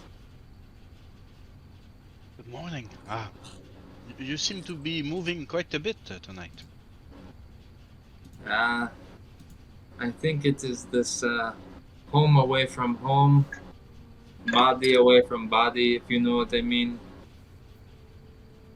Well, I don't quite master your abilities right now. I'm just observing. Quite interesting. Yes, I must ask, do you ever have visions when you meditate? No, I see back into my my studies of magic, and sometimes we elves see past lives and past events of our souls, but it's still blurry most times. See, I think I'm a little bit of a backwards elf. It seems like I'm seeing the future of everything.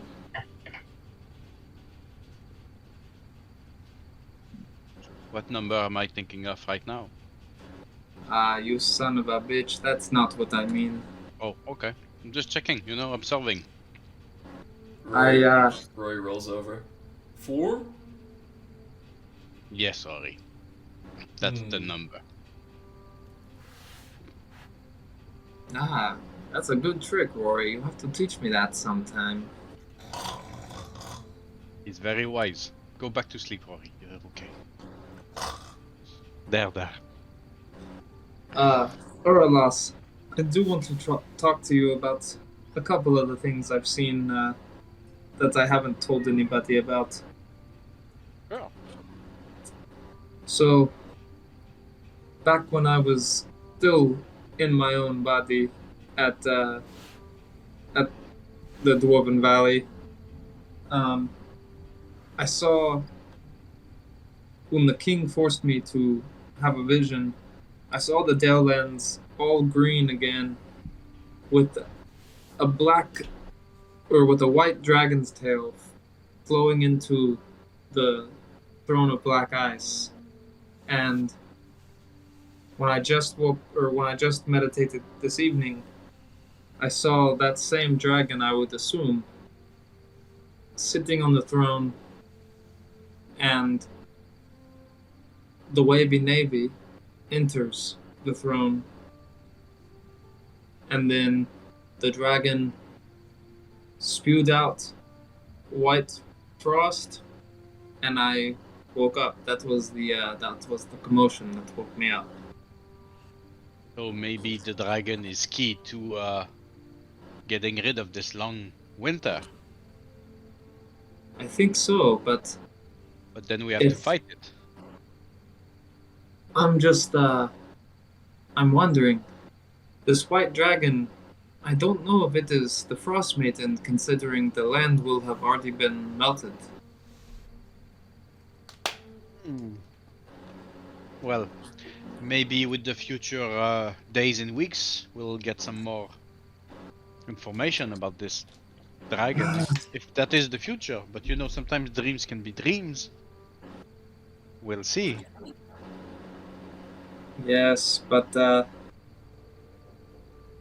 when you're someone like me, dreams can't just be dreams. And then Erland is going to begin walking out the door. And Erlas, please don't tell any of the others about this. I really don't want to be questioned or people to want to know things about their future. Well, okay, if that's your wish. In the meanwhile, I don't think it's endangering us. So let's keep it between us, of course. And Erlon is going to exit the room and go down into the main tavern area. Hopefully there's like a breakfast or something. As you do enter, you see some miners circling the room. A few of them are taking their brunches, or rather their breakfasts, along with the Malachite Rangers. And you watch one nun march up the stairs defiantly and knock on Alistair's door. I'll answer the door, but just partly, just crack it open. Listen, you daft cunt. Is Hildy in there? I don't know who the fuck Hildy is. Hildy? And as she kind of pokes her eye in, do you allow her to look? I'm going to close the door a bit more on her. There's no fucking Hildy here. Oh, is that true? Aye. Oh, my mistake. I think I've got the wrong room, sir. Sorry about that, honestly. As she kind of swathes her black hair over her shoulder, she walks to another room. Rez, you and your bedmate are awakened with a knock. Oh. I go to the door in my complimentary robe. Is Hildy in there? What is your name? Hildy. And I mouth to her like, yes or no? Yes. Tell her there's someone here to see her and that her pay purse is ready. I need to get ready for this day. It's a whole process. You should probably, Hildy looks up and she's like, oh really? This soon?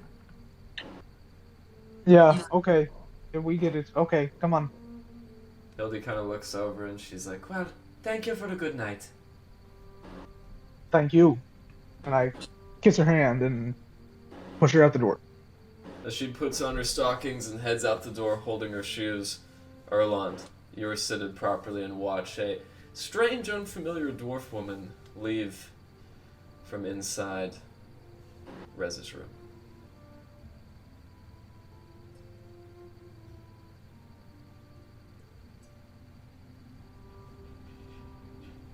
Inevitably, Rez is actually going to take this time to mage hand and play a little tune for himself while he gets dressed. And he's actually going to do his makeup this time instead of just getting back in touch with his root. Lovely. With that, DM? Go ahead. In the morning meditation free time, I would like to try to master a way in my notebook. I don't want to cast anything yet, but I would like to make my spell book magical, uncommon, to make it a what's the name?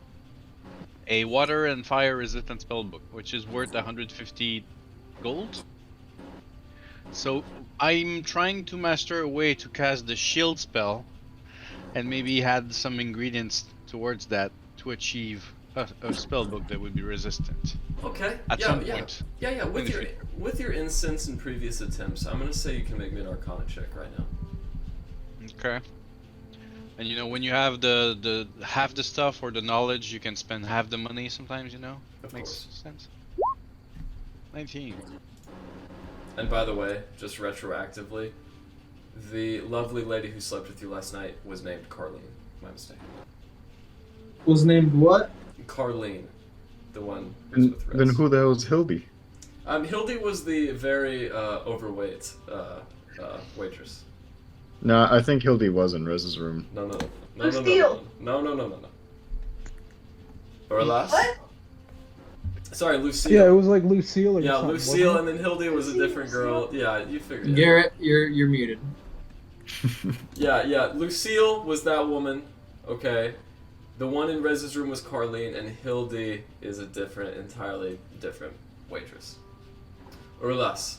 With that, you do think that given enough time, meaning another day, you could complete this spell. However, for now, you could only either prevent it from being burned or prevent it from being waterlogged. I will choose water for now because swimming. Very good. As Hildy, the real Hildy this time, the black-haired bartender, heads down the steps. Larry, you are awakened as Alistair brings the door close.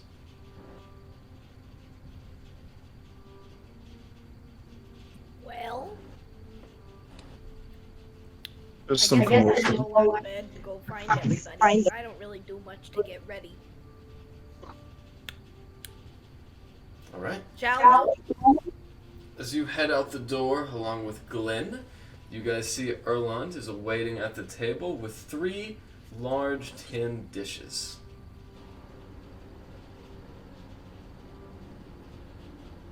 Oh, how long did you get breakfast?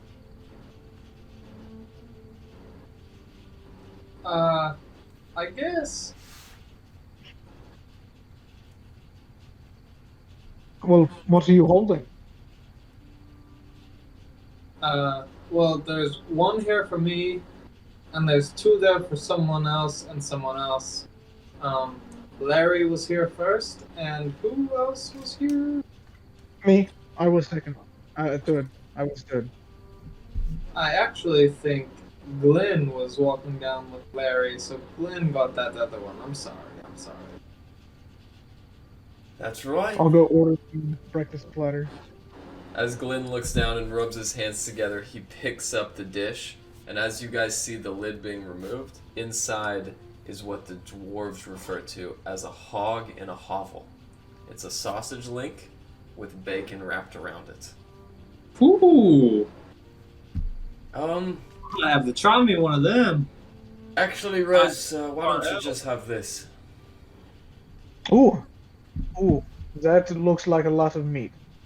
Yeah, I'll pass. We should go see if they have any leftover lemons. Alistair's gonna come down with his tray of limes and offer Glenn a lime. Just like the old days to, prevent scurvy. I You guys, I thought you would be full after, the meal you obviously ate last night. Yeah, we did eat quite a spread, didn't we? Oh, I was talking about in the bedroom, but So was I. oh, I just meditated. Yes. Yeah, Rez, how, How was what was her name? yeah. Colleen. I think. Yeah, Colleen. believe it was a Hildy. No, Maybe Lucille? it was not Lucille. It was Lucille. No, it was a very professional. It was nice. Maybe it was Karen. The bob cut and everything. She's a lovely woman. Honestly, I'm going to be real with you guys. I got pretty drunk last night. I don't remember what her name was. It's one of the ones here. Does that not complicate your sword fight when you drink too much? No. Does it with you? Well, you Well- know, he's a changeling. Who's to say he had Dude. the sword? Can you change Dude, the shape? keep it down. Can you? I mean, do you decide where it points? Do you have control? Yes. Complete So- control. So you are like Elrond, always looking at the stars. Well, no, but we all went through puberty. Every changeling tries things. Well, that's both interesting and kinda nasty at breakfast. Yes, no, incredibly. As I dig into this giant sausage. You're the one who brought it up. I'm just saying. No, that's great. That was my cosmic omen roll. Alright, I believe that was a wheel. It is.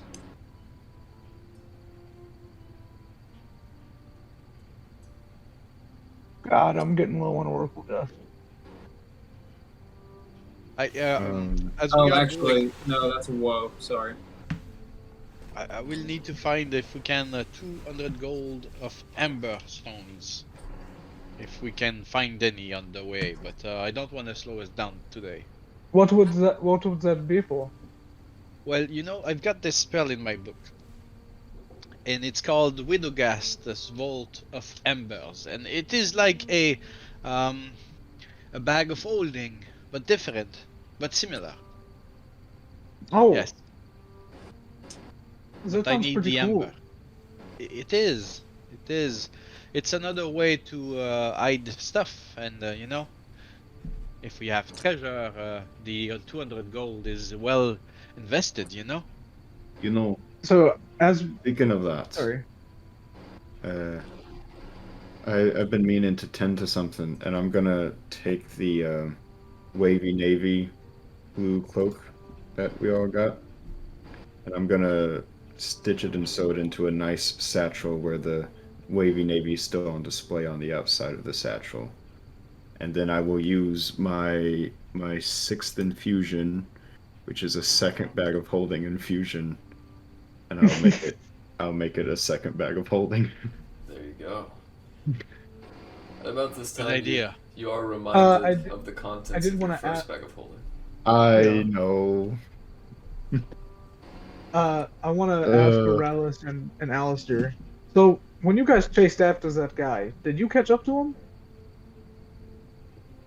Aye. Did he give any more advice on what we're going to be going up against today? He said that there's a net on the side of the ship that we can use to climb up, because he's not fancy enough to install a ladder. Yes, on the slime Okay. board, slime side, starboard side. Yes. What side And is that? Did he need?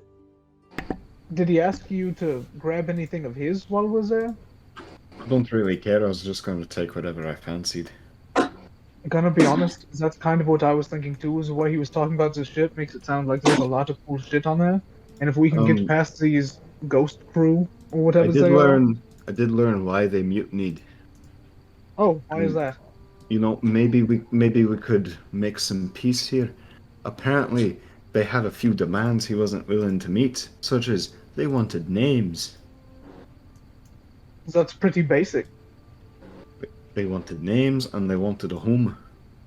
Well, that's not very basic. You barely remember the girl's name from last night. Imagine if you Hey, had the well, clue to that's remember. my fault, okay? You know, names make it more complex sometimes. It's As, variables. As It's far as not we that know- hard, Aurelius. Is that all they wanted? that's Names and a place to live. mostly it. That's mostly it, yeah. You know. That's pretty. What? Can't they live on the ship? Can I tell if Alistair is telling the truth right now? Make an insight check.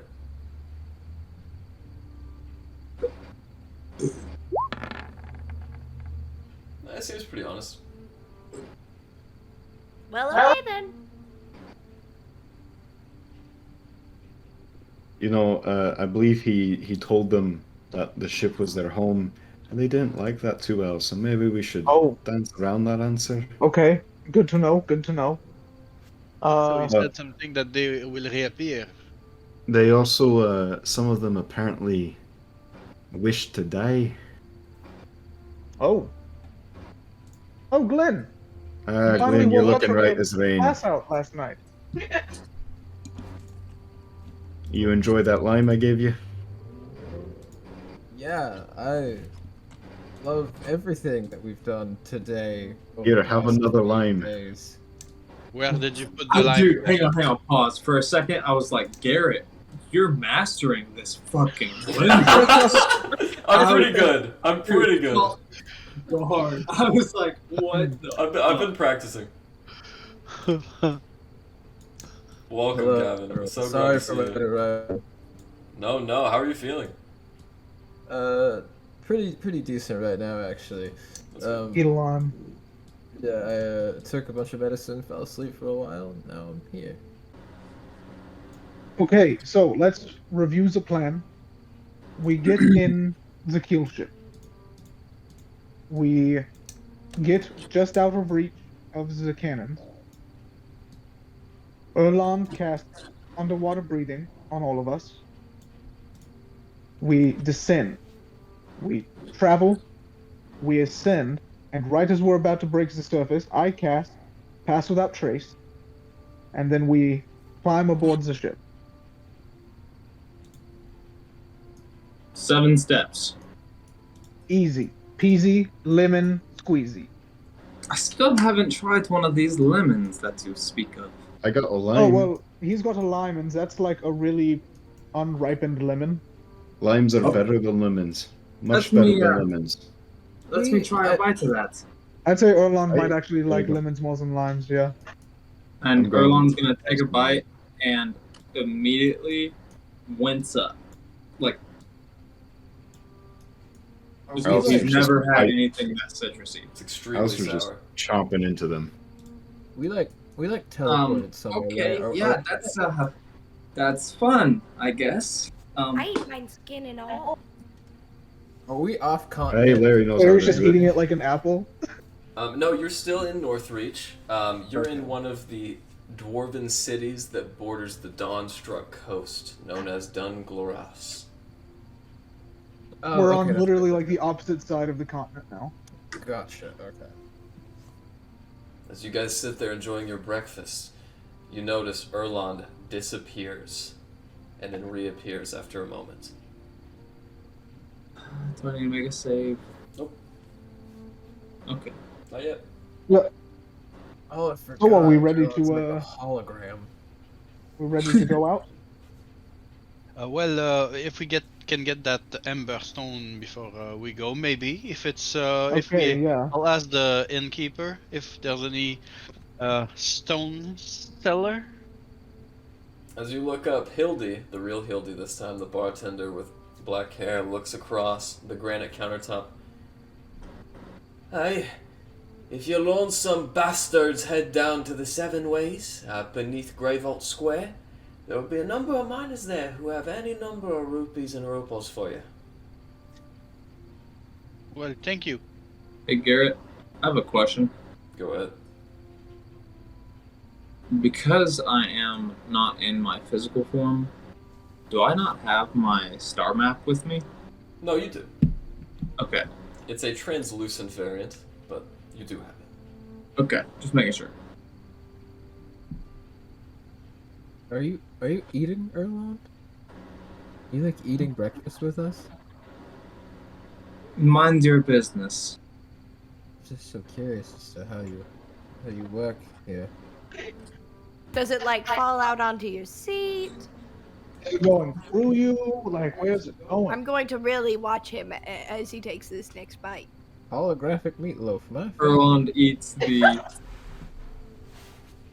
pig in a blanket. Again? Holographic meatloaf again. My favorite. As you eat it, you almost feel it like evaporate on your taste buds. It just gets Thanos snapped down his throat.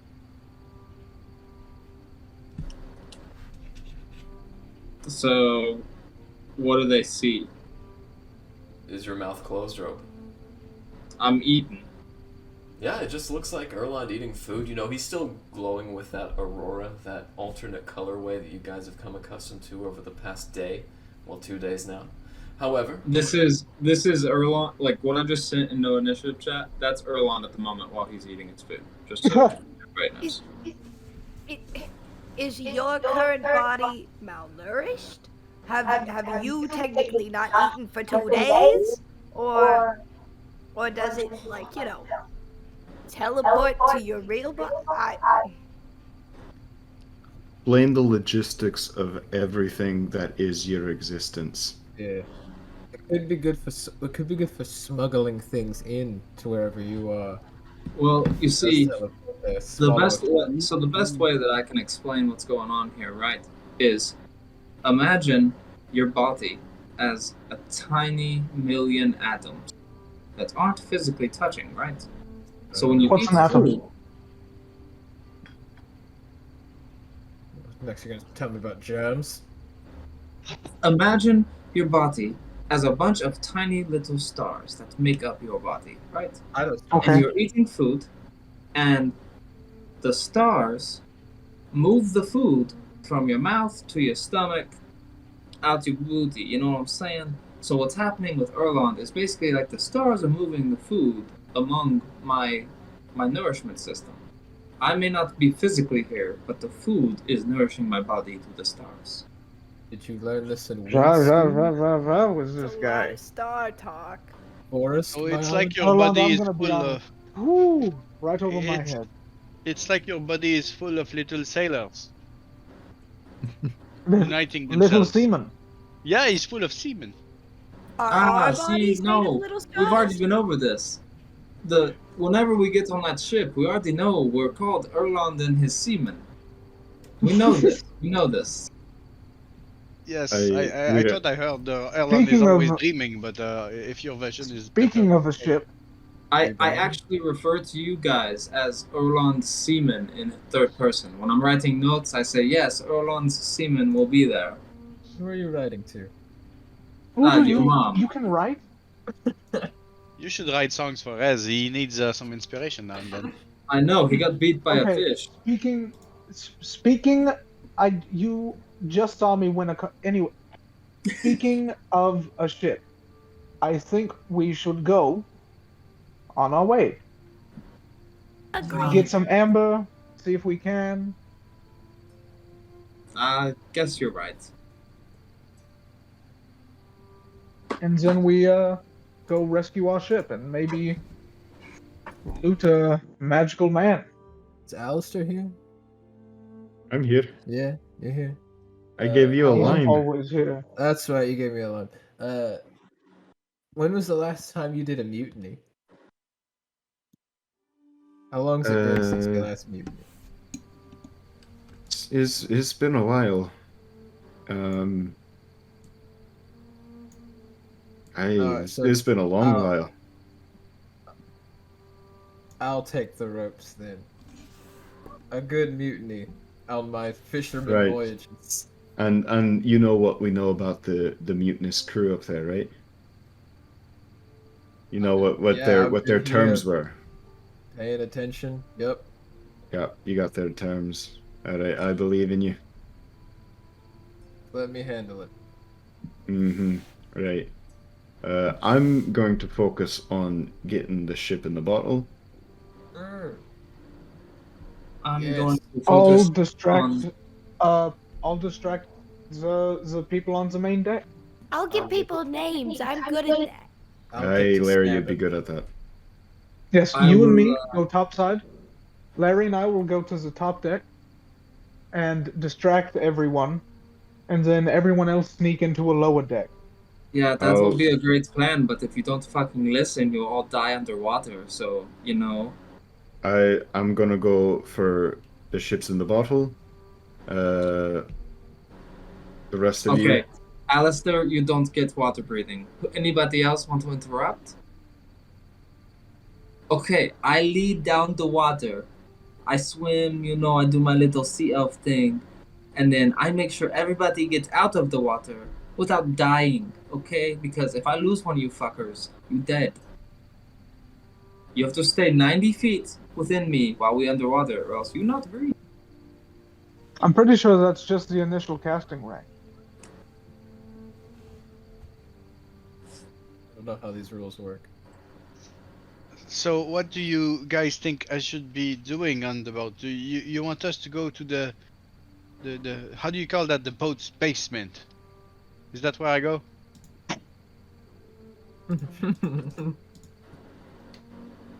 Oh, Yeah, Alistair, you know all the ship parts. yeah. What you're gonna want to do is you're gonna want to go down. You're gonna want to go down to the bottom boat, is what we like to call it. There's Oh, the is that- bottom boat. There's the bottom boat, and then there's the Top the, boat. the sky nest. Okay. where you Is, go is sit there in. middle boat? So Okay. since No, it's just bottom it's boat a and sky 96 gun ship, how many decks are there? There are 3 decks. You know, Okay. he would have told you. There are 46 guns on both sides, and there are 4, 2 in the back, 2 in the front. You guys would also know that that bottommost deck is not called the underboat. That is the hold or the bilge. I think Yeah. Rez wants bottom boat. He had top There's- boat all night.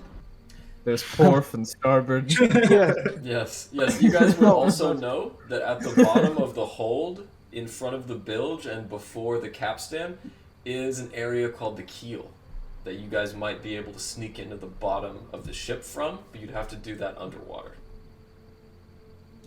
Yes, so this is what I'm saying. Larry and I go topside. We'll pull some BS on how we're here on behalf of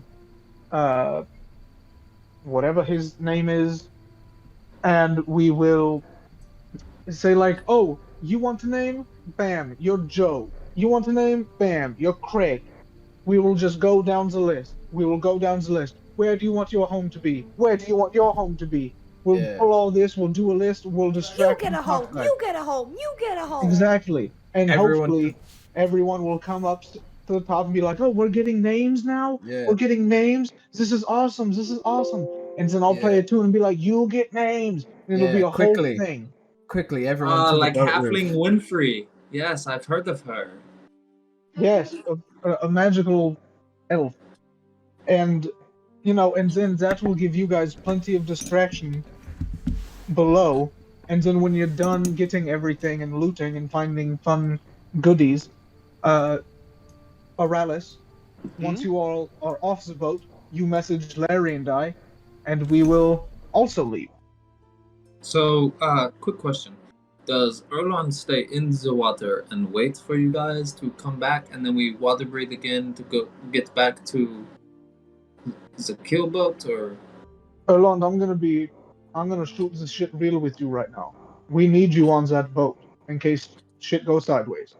Are we Okay. just getting the boat, like the ship in the bottle? We're not worried about taking And this also shit any back? others. No, he said the ship is fucked. He Ship's said, fucked. Okay. yeah. If anything, I think we should blow it up. I agree with Alistair on that. We should just blow the fucker up. So get all the magical goodies you can out of there, Right. and then, hey, maybe take the other two ships he mentioned. Yeah. Nothing's I'm- stopping us from taking all the ships. I'm taking all the I, ships. I'm taking all the ships. That's why I made this bag. Gonna hold up my. All my your Navy ships bag. now belong to us. Erlon can cast a few guiding bolt at high level. Boom, boom. So if it's got that many guns, it's definitely got to have a hell of a lot of gunpowder. Alistair and no, Larry, you're topside with me.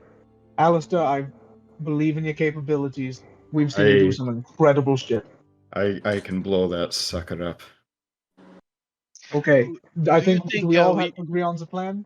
I have an idea. Maybe, Alistair, you could make or buy something today that would just, make a fire last longer until it ignites something. I've seen that once in a book. It's an extension fire transmuter of explosions. You know So what I mean? are there any just like generic shops around? Oh yeah, there's plenty. Just in the Tavern Keep, which is the name of this tavern district, you guys passed a building that was called the Black Lung Trader.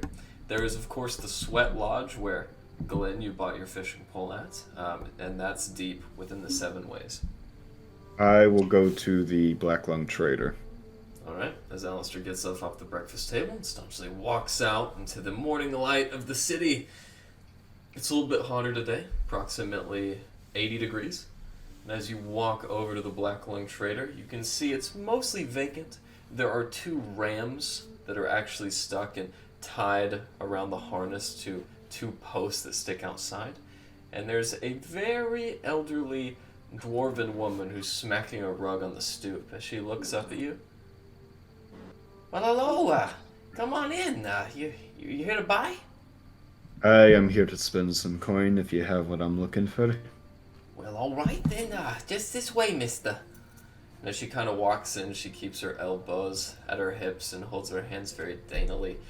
You do see some whiskers just on the neck where it looks like she hasn't quite had the time to trim off yet.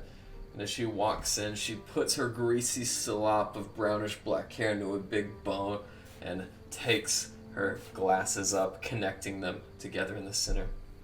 Well, all right then. How can I be of service? I'm looking for a material. Hoping for some bits of metal, maybe some gunpowder, leather, cloth, rope. Tools of the trade, that's what we specialize in. So what could it be? What exactly do you want?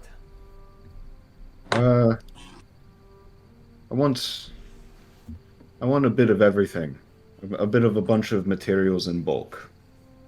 All right, so leather, you want 40 pounds, 50 pounds?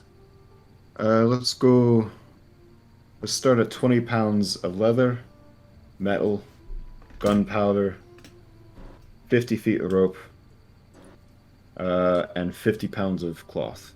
20 pounds of leather, you said 50 feet of rope? Aye. And 30 pounds of cloth.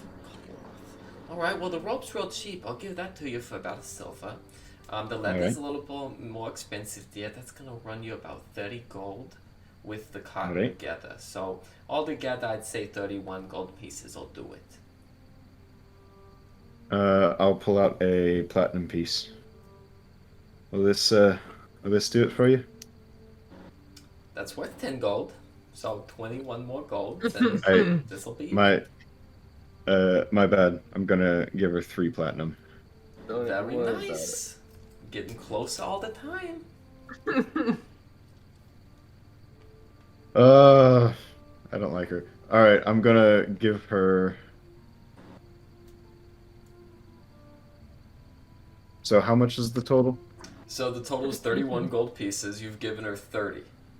Okay. What a bitch. I'll then give her.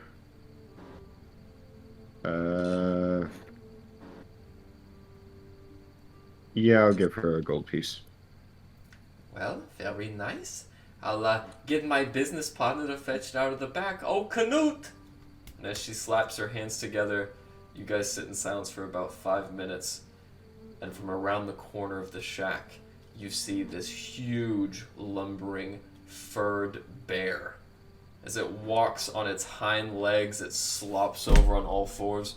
And on its back, you see a satchel that's about the size of exactly what you'd expect. As she undoes the latch, she slops it on the floor and kind of pushes it out with her foot, keeping her elbows in. There you go, that should be everything. Say, would you by chance have any hooks, like grappling hooks or really large fishing hooks? Oh, sure, we sell them to the sea folk all the time. Did you want like a hook for a cannon, a little hook for your doorway, something you could wear on your ears? Hook for a cannon. Hook for a cannon, okay. Well, I can give you 2 of those. I'd probably charge, they're pretty expensive right now, but for you, 15 silver each. Alright, and before I'm finished here, you got any special items around? Anything a little more Special unique? items? Well, we get some geodes every once in a while. You know, Bjorn and Sven from deep down are real darlings. They sell me at a discount. I also sell incense and maybe even some components for a spell. But you didn't hear that from me. What components you got by chance? Well, I've got amethysts. I've got a few garnets and some amber. Alright, I will give you, I'm going to lay down 10 platinum pieces. Give me as much amber, amethyst, as much components as you can. I mentioned 200 gold of amber. 5 stones. 10 platinum is quite a lot. If you were buying horseshoes, I can give you 1 amber for that. For 10 platinum. 1 Yes, amber for 10 platinum. Amber costs 100 gold per stone.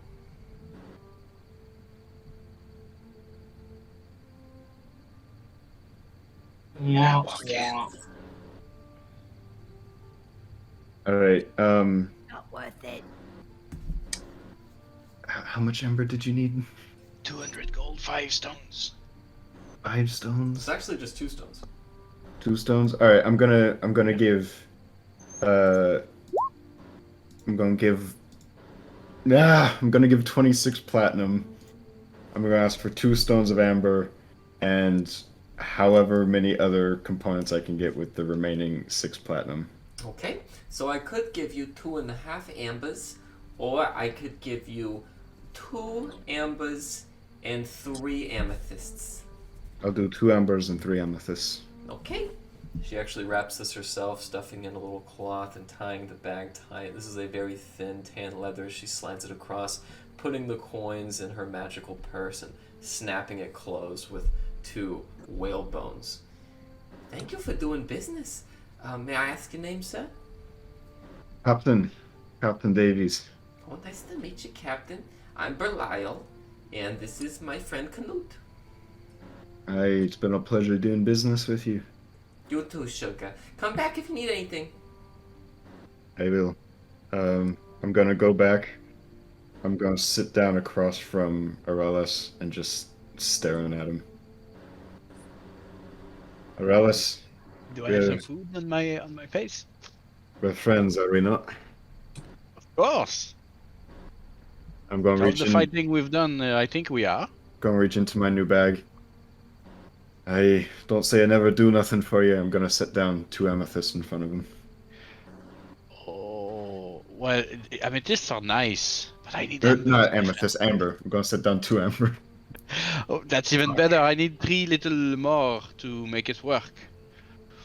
So, Well, you guys enjoy the breakfast. I'll go hunting for some more. Just to let you know, costs about 20 platinum to get those 2. Oh, so They're pricey. they are bigger than what I need. So if I was to break them in half or so, that could maybe work for the spells. Because I need about this size 200 gold to make it work.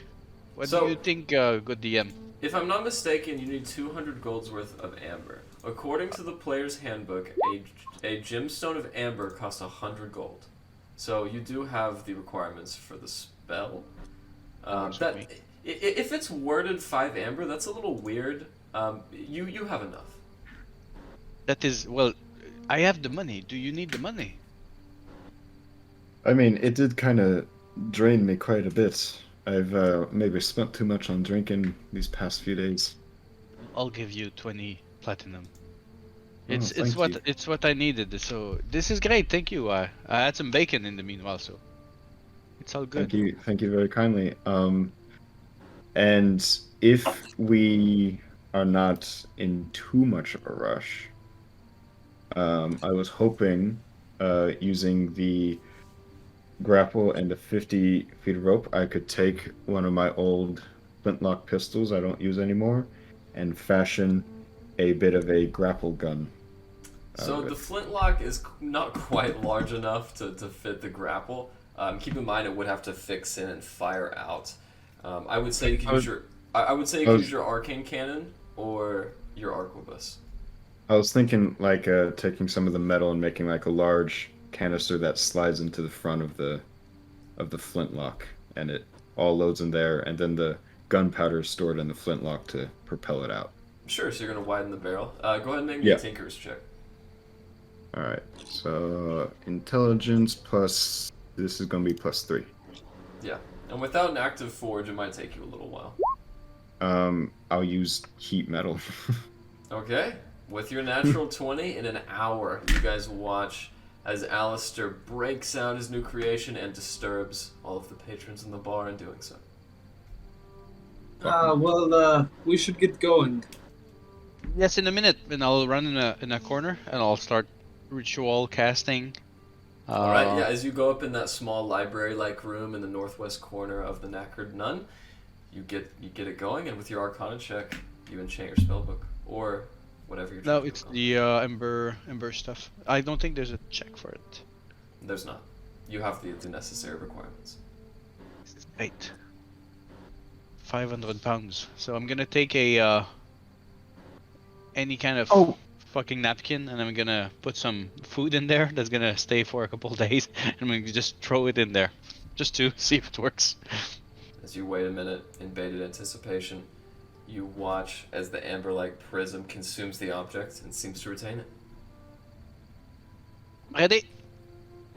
Oh, Oralis, can you put my dulcimer, my drum, my pan flute, and my bag in there? Of course. Would you like to jump in yourself? No, thank you. Okay, then okay, it will be saved from the water. But if it's dispelled, or if I say the word wrong, everything is gonna come out. Okay, well, just be careful with the dulcimer. Okay, It's a family relic. that's perfect. I will proceed. As you guys end your preparation and make your way out now to the docks where Nalvorin's keelboat is awaiting you, you go onto the massive lift and make your way up the 250-foot tall levee that surrounds Dungloras and basks it in shadow. As you guys get on top of the massive stone hexagon now and look about you, you see the dock is replete with merchant ships. However, at the end of the dock, that lot containing the dreadnought, the massive warship with a red sail depicting a white dragon, is absent. Inevitably, a hooded figure approaches you on the dock. Hello. Do you recognize my voice? I think so. Yes, it is me, Nalvorin, le Capitan's dream. You know, the very handsome yes, we know your genius. Yes, okay. In lot 3A, there is my keelboat. It is also called Ilimar, just like my ship, you know. Go there. No one will be guarding it, trust me. I have not paid my fee in many days, and you may take it. Do you know what happened to the dreadnought? No, but nothing good. Okay, well, we should be on our way in case they're on the lookout for your ship. Of course, of course. He goes to rub his large dolly-like mustache together, and a gust of tidal wind blows his hood off. Rats! I cannot let these sea swine see me. And he makes his way back to the lift that you guys came up. I have Okay. one quick thing. Hello. Go ahead, Glenn. I'm so sorry. I don't want to delay us any longer. During all this, if Glenn could, I would like to be looking for some like sweet, like sugared rum to carry with me, and like sweet bread. As a matter of fact, If I Glenn, could find those things. there is a ship which looks like it's just ready to set sail. Men are cranking the windlass to the anchor up. The sails are still up and not down, and men are carrying cargo up the ship. In one of those open crates of cargo, you see a munitions box. Many bottles of rum with 3 X's and a skull adorning their brown labels, and a basket with a red plaid handkerchief covering it of what you could only assume to be bread. Nearest person to it, I just want to ask, how much would I need to pay if I could just take this whole thing? Half-orc who's carrying the boxes look up. Give me 4 gold and I didn't see a thing. I'll toss him 5. Have it. He puts And then a barrel over the top and gives you a wink as he carries the last box up into his ship. Safe voyages, my friends. May the winds be at your back. And I take my stuff, and that's all I did. Thank you. As you guys make your way to the dock ascribed to you, you find a very rickety ship. It looks like a life vessel that someone has violently stuck a mast through and a very weak sail. You guys think you could get everyone on, but you would definitely have to put Glenn and Rory at opposite sides to maintain balance. Okay, we carefully Jenga everyone into this We Tetris everyone up in this boat. I take Porf's side. Rory is obviously rowing. As you guys begin your journey of what you know is 1 nautical mile west of the coast, just long enough for Nalvorin to avoid the merchant tax, you guys begin your expedition. As you do so, whoever is heading the ship, or who is ever either steering the sail or controlling the oars, which there are 2 of, needs to make me a perception check. Oh, I'll take the head. Alright, go ahead.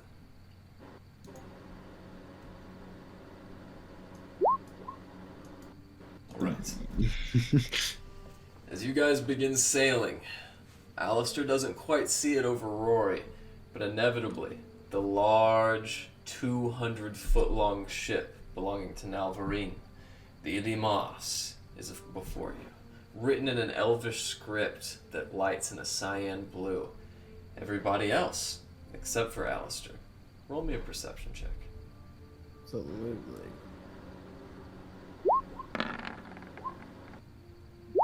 Rory needs to sit down.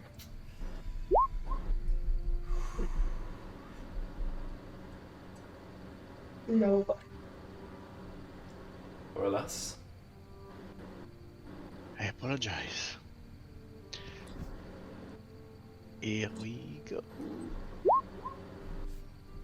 I would like to add 4 to Bartholomew's perception check. Are we fucking piloting this thing with our... Are we going backwards? Rez, as you keep in mind what Nalvorin told you about finding a way to disguise your approach, you are the only one to see the ship on the horizon.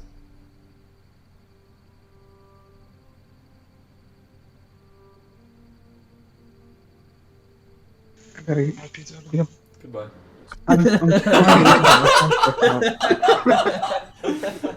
The season just leaves. Just leaves. Okay. Yeah, like, I was trying to listen, but my phone started fucking up. I couldn't hear anything you were saying. It's okay. You know what?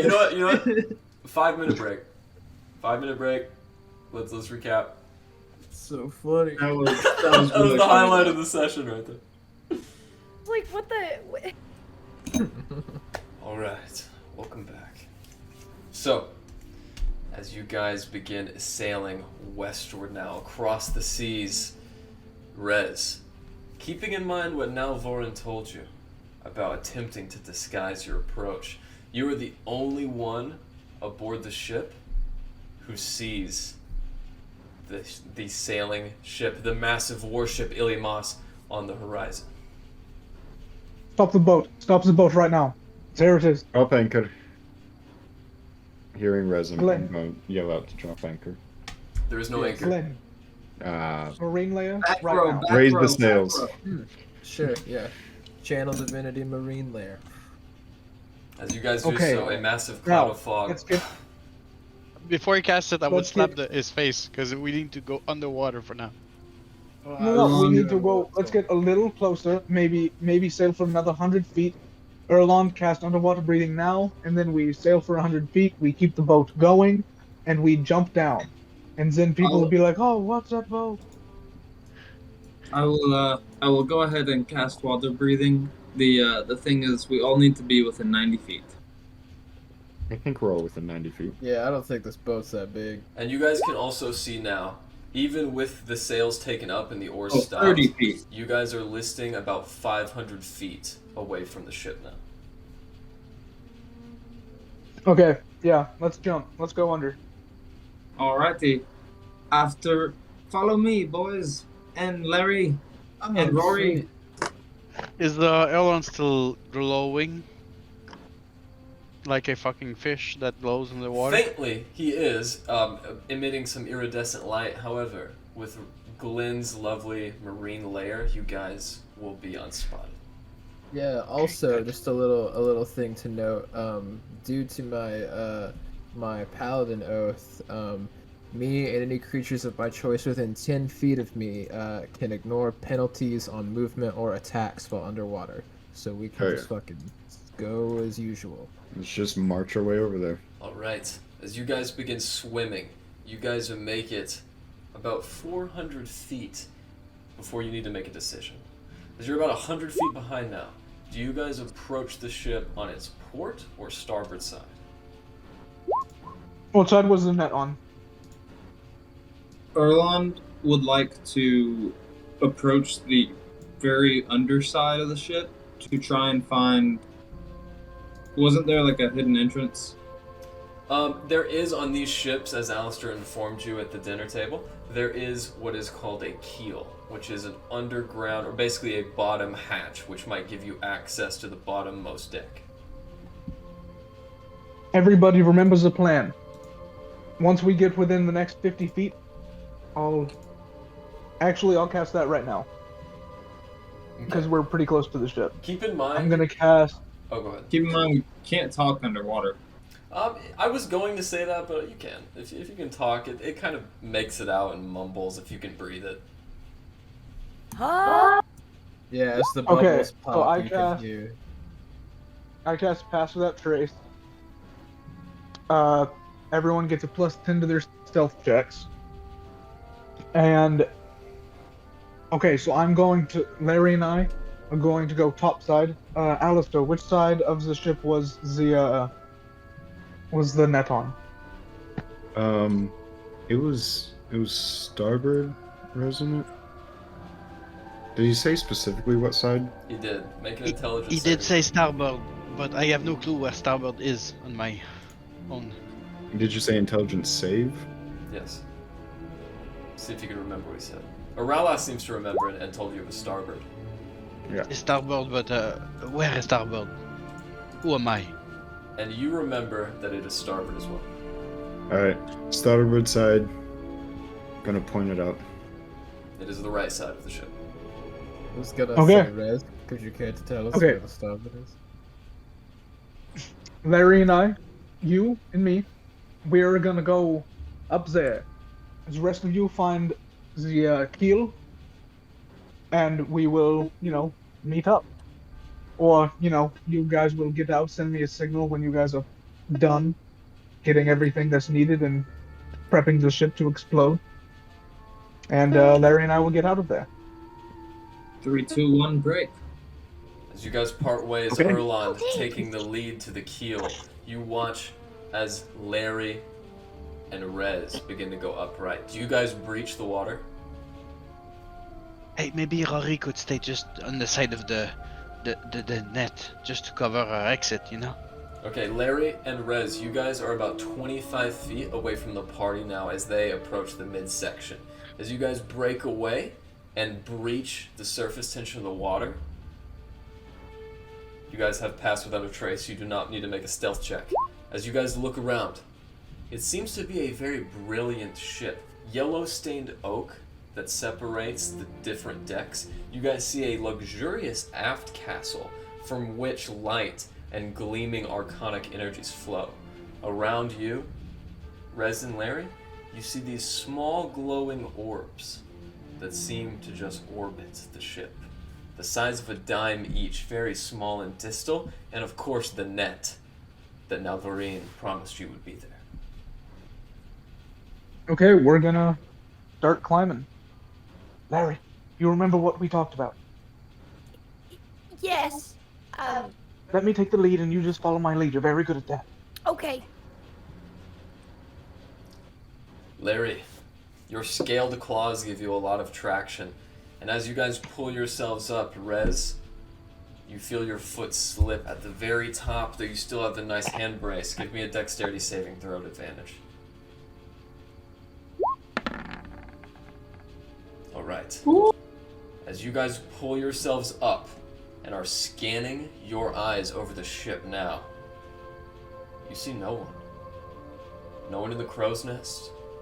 No one in the aft castle. No one on the poop deck or the starboard side of the ship that you've climbed up. And then suddenly, the rest of you now, beneath the boat, you guys are about 30 feet away from your friends in the top. Erland, as you find the keel, what would you like to do as you see a very perfectly square oaken door?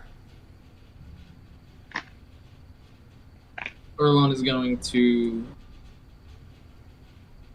breach the door.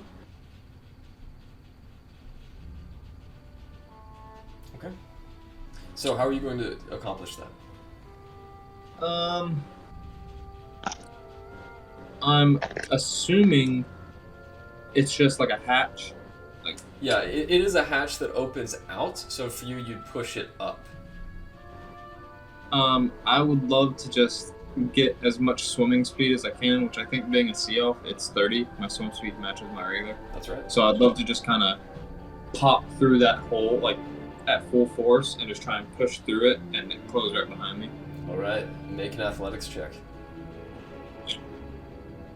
As you guys watch Erlon begin to take momentum, his feet pedal up, and as he slams in the top of the keel, you guys watch as he rips straight through it. The keel is usually bordered by two large 2x4s that lock it in place like steel beams, so you literally just broke through the wood in a loud crash as water begins slowly seeping in.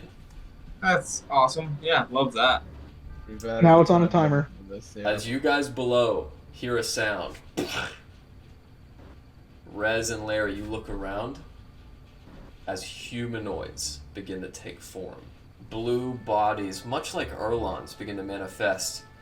And in front of you guys, aboard the aft castle, looking down, you see a very regal attired Majin, a man made purely of magical essence. As he looks around the sides of the ship, leering over the helm, Rez and Larry, make me a stealth check. This will be plus 10.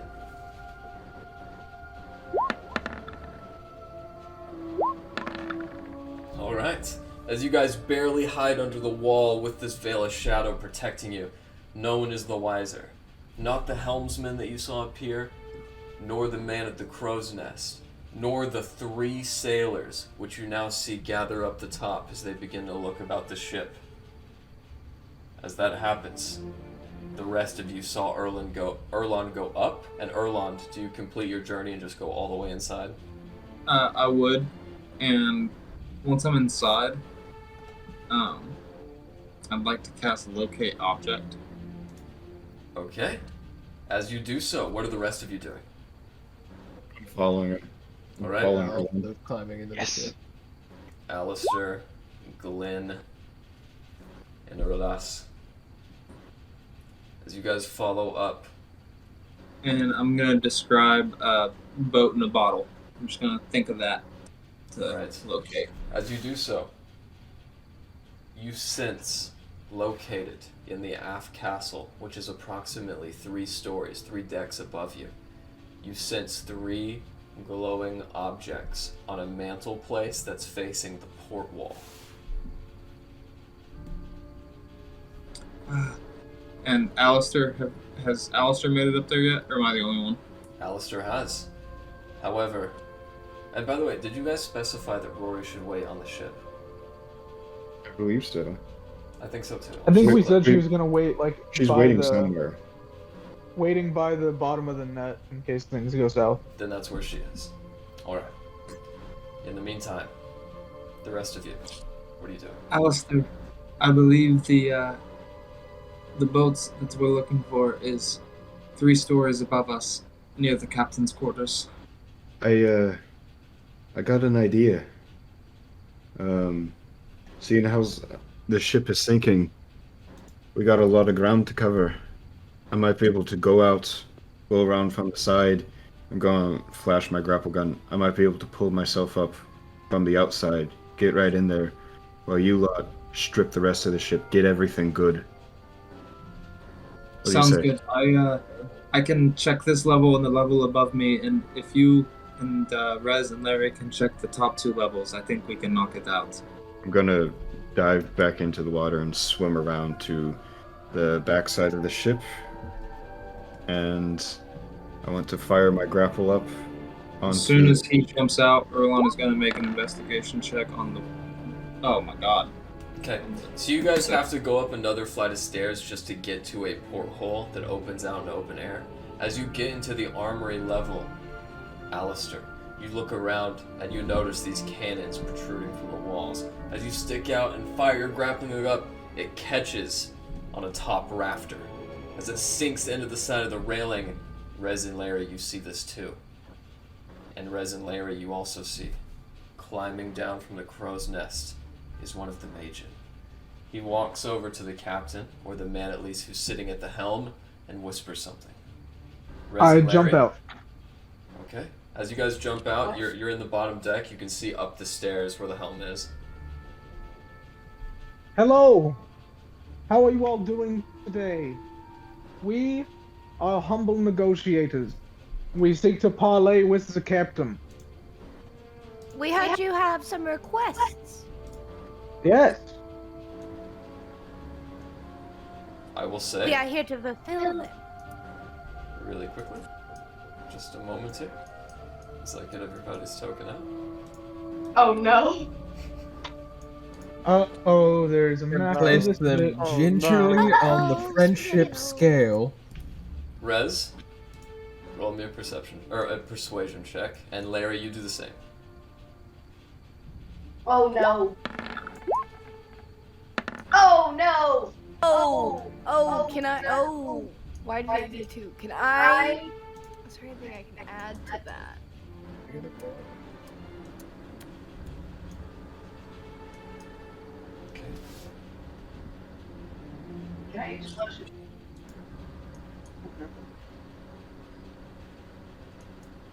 Okay.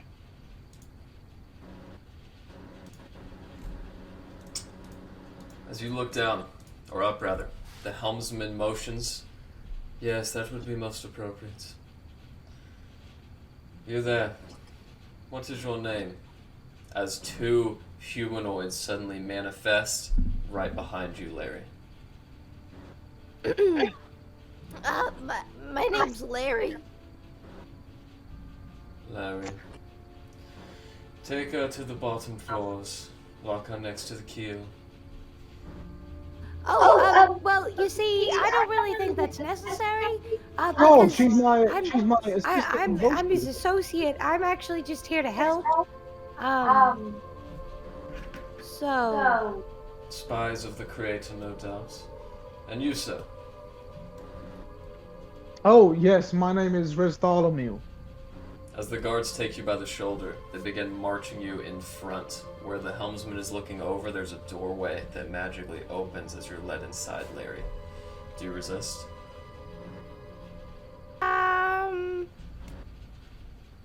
No, not at this time.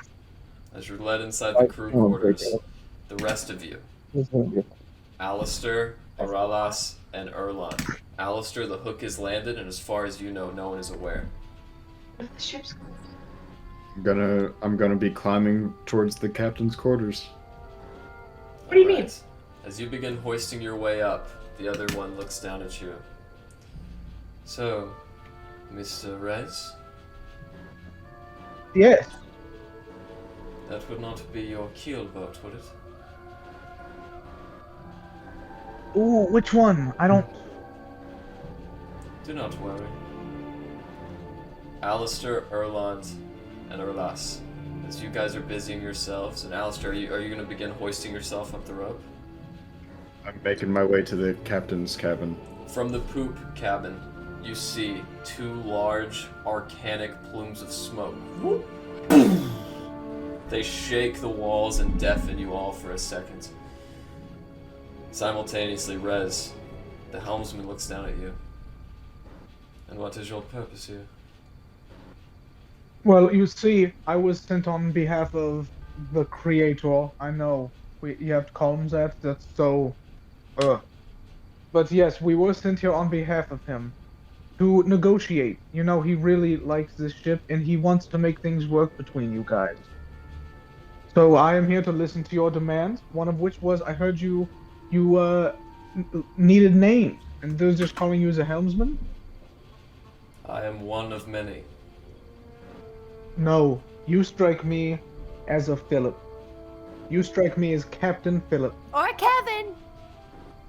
Larry, as you're Let's finally call him brought down Captain in a inside, second. the doors are shut behind, and you see these massive arcane cannons that are replete with flowing arcane dust off of them. You see, through a bay window, that overlooks the rear of the cabin. Something on the horizon, fiery and smoking. Well, wait, are they still around at all? The two guardsmen are with you in the room, staring down at you. You know, you look like you could be a Jeremy. I think that would really suit you, and then you could go by Jerry or like Jerbear. You know? You think so? Oh, I really do. I am 6 of many, but I like this Jeremy quite well. What would you name my associate here? Maybe Paul? I was hoping for something more effeminate. Oh, yes, well, Claire? While they're having that discussion, the helmsman looks down at you. Alistair, you've finally reached the top as you've climbed an approximate distance of 50 feet. At this point, Rez and Larry are without water breathing. You're aware of that, Erland, as they fall out of the range. As you get to the top, Alistair, and you look around, you see a helmsman looking over the bottom rafters down at someone else. Okay, so could I shimmy along towards the captain's cabin? You can, but you're like right at the aft castle, meaning like you're right next to that cabin. You could just hoist yourself up and go inside. Alright, I'm just hoisting up, going in. I'm going in. Okay. As you do so, hoisting yourself. You got advantage up. on stealth checks too. Make me a stealth check. Okay. Is that at advantage? Because Plus 10. Let me see here for a second. It's not an advantage, it's just plus 10. Plus 10? Alright. Home. Glenn, your marine layer is still active, correct? I don't think it would have made much sense for me to have it going while we're like piling into the bottom of the ship because it like rounds corners and shit. Okay. Rez. So I think I would have dispelled it. Good to know. Rez, in the shadow, you watch Alistair Davies pull himself up. And although the crow's nest could have seen him, with a 21, he slips by.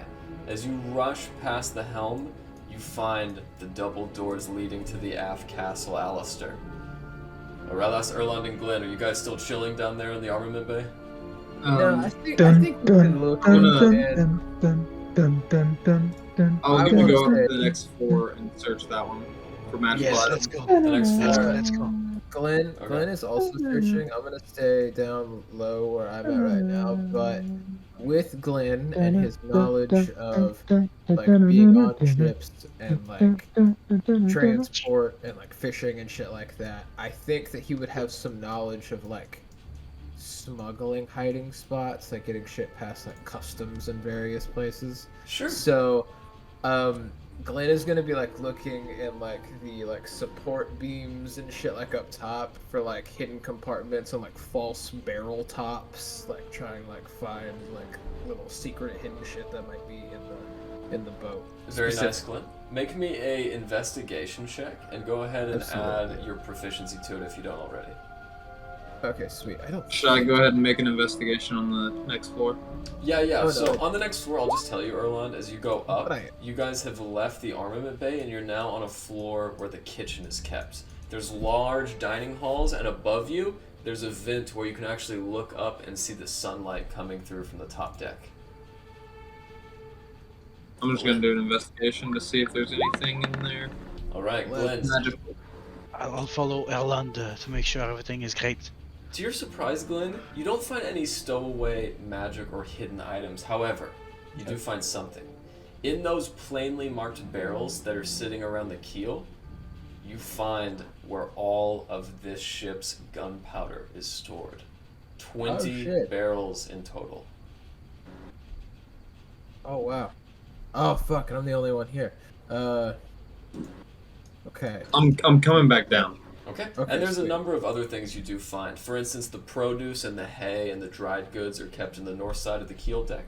Above that, on the second deck, the armament bay, You find a Yeah. butcher's room, and there's even livestock in one of the cabins. Whoa. Like, Anything Pigs. magical? Pigs, sheep, and what looks like to be a young oxen.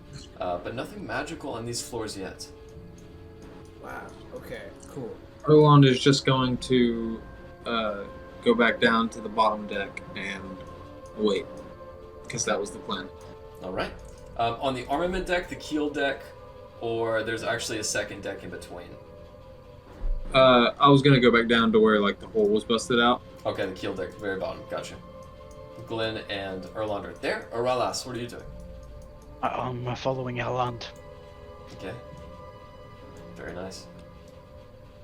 So you guys sit down there on the very bottom deck.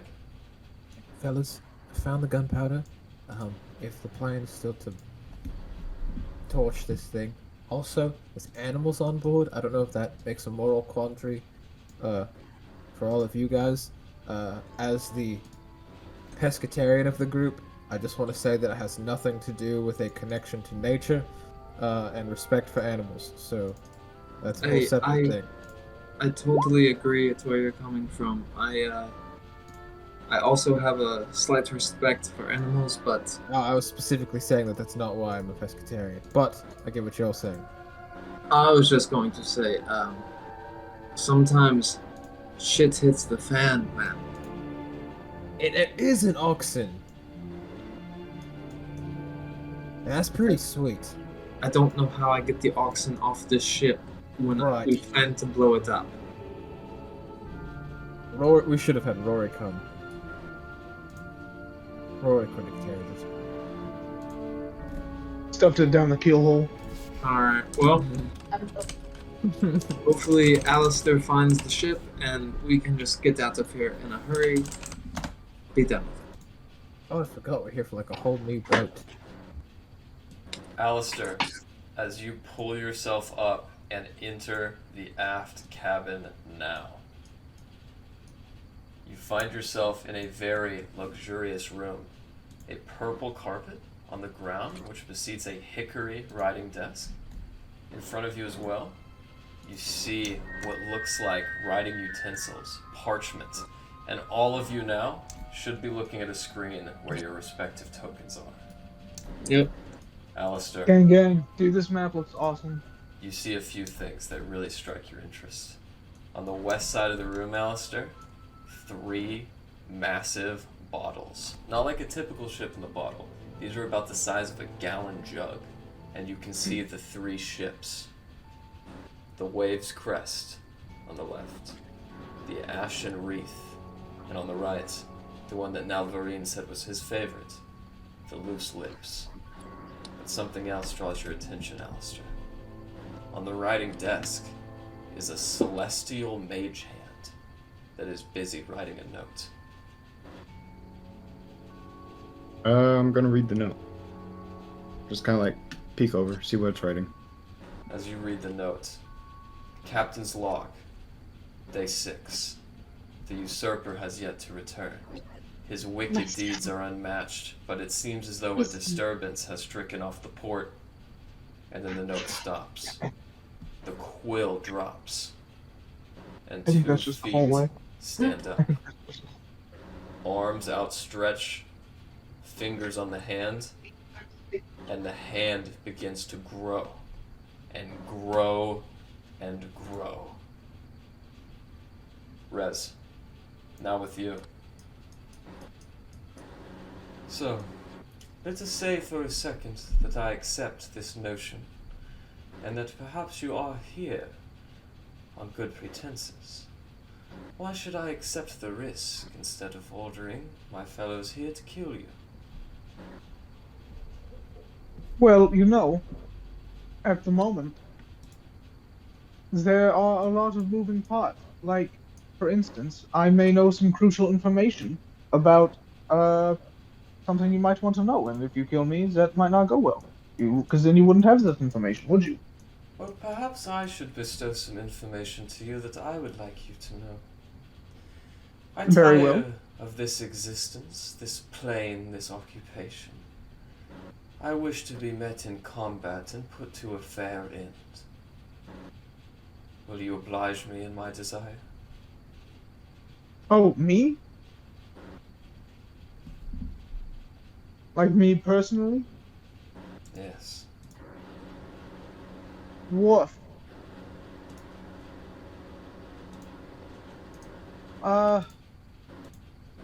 You know, fighting's not really my thing. I'm more of a diplomat. At about that time, Rez, you see a light flash in the window behind you as as Alistair, that hand has grown to be 10 feet wide, stretching out before you. Everybody, roll initiative. That rules. Should Larry roll initiative? Indeed. Oh shit. Click on the token before I do this shit. I'll maintain distraction.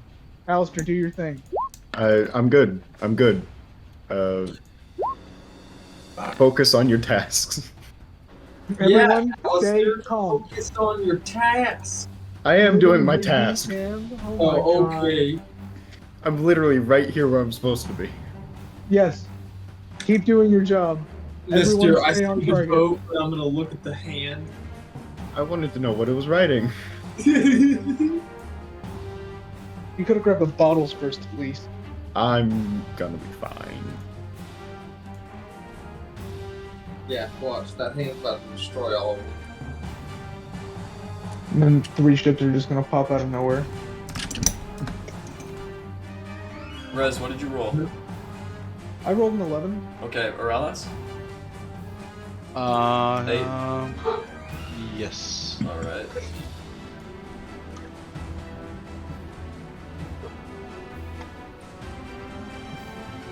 Having some issues with the initiative. It's all fucked up. Glenn, you rolled a 6? Alright, good enough. Yes. Larry, you rolled a 4. We're going to keep Rory on. Alistair, did you roll a 17? 16. But 16. I'll take the 17 if you want to give it to No. me. Alright. Now that the fucked up initiative is somehow kind of fixed.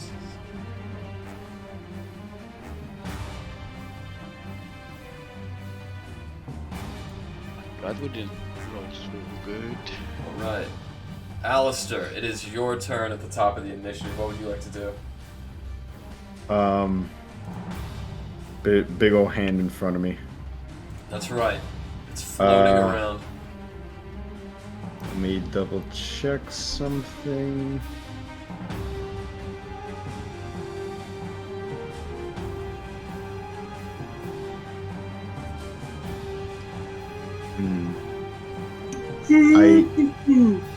I can't cast Sanctuary on myself, can I? I don't think so. Okay. Well, I mean, things haven't started yet, so I'm just gonna run to the bottles. And I'm just gonna shove all 3 in the bag. Alright, with that, you have attached its opportunity attack. Yeah, As you run out of its range, does a 24 hit?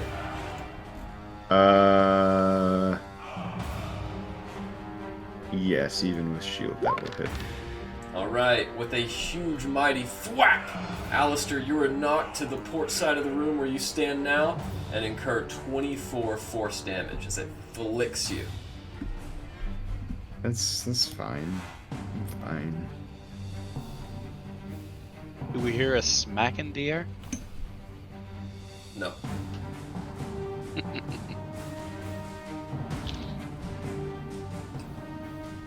Which bottle would you like to take? I'm grabbing the loose lips first. Alright. As you pick it up, you watch as a pressure plate beneath it sinks. You guys in the bottom deck now, you see 2 pistons that push and 2 pieces of wood lower from the ceiling. As they lower down, you guys watch as gunpowder begins to fill the room and is actually sopping up some of the water. Oh, fuck. Guys, I think we should get out of here. Get the fuck out. Everyone needs to get the fuck out of there right now. Oh fuck yeah! Do we go up or do we just get off the boat? Go should down. say- Go through the hole. Go through the hole. We have water breathing. As long as you're around me, you have water breathing. Where's the hole at right now? It's in the center where that big circle is that marks the mast. The keel is right under that center mast. So for you guys, it would be... I'm out. I'm out. I'm under Yep. the boat. I'm jumping out. Alright, yep, right there. Alright, as you guys jump out of the bottom, I should say, Alistair, is your turn over? I still have a bonus action, right? Yes, I don't know why the initiative is so fucked, but yeah, it's your turn. Okay. Bonus action. I'm going to do Eldritch Cannon Protector. So that's going to grant me temporary hit points. Alright.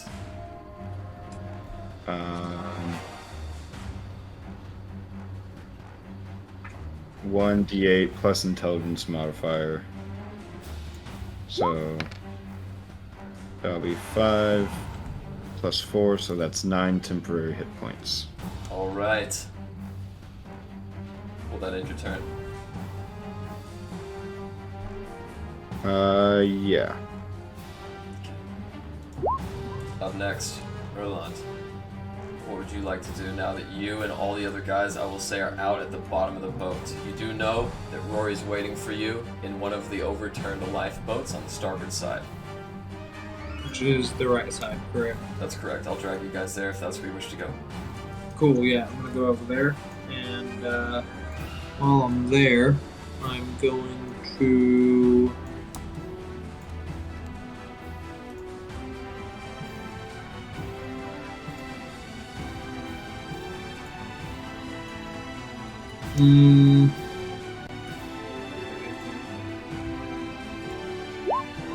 Yeah, that's gonna do it for me. That's gonna end my turn. I'll Alright. choose the movement. Up next, Rez, it is your turn. Okay, and me and this guy haven't noticed anything yet, have we? Not yet. You've noticed the ruckus going on down because you're actually staring into the doors that Alistair just entered. However, he is none the wiser. Can I try to, like, sleight of hand cast Charm Person on him? Sure.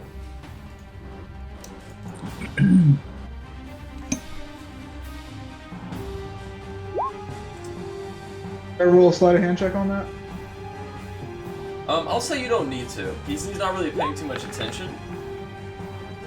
However, Okay, this boat from right here looks dope as shit.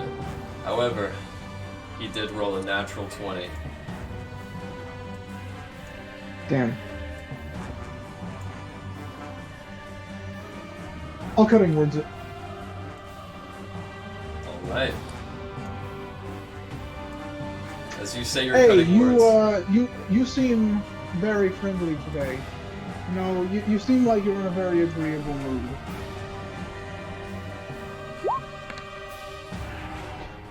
Yes! As that works and the charm person fills his frame.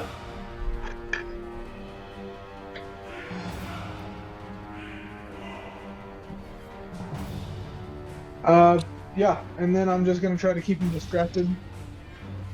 And that's gonna be my turn. Alright. On his turn, he kind of looks out and looking around himself. Yes. Well, I suppose you won't kill me honorably. Then will you do so as a friend? As he kneels down and offers his neck to you.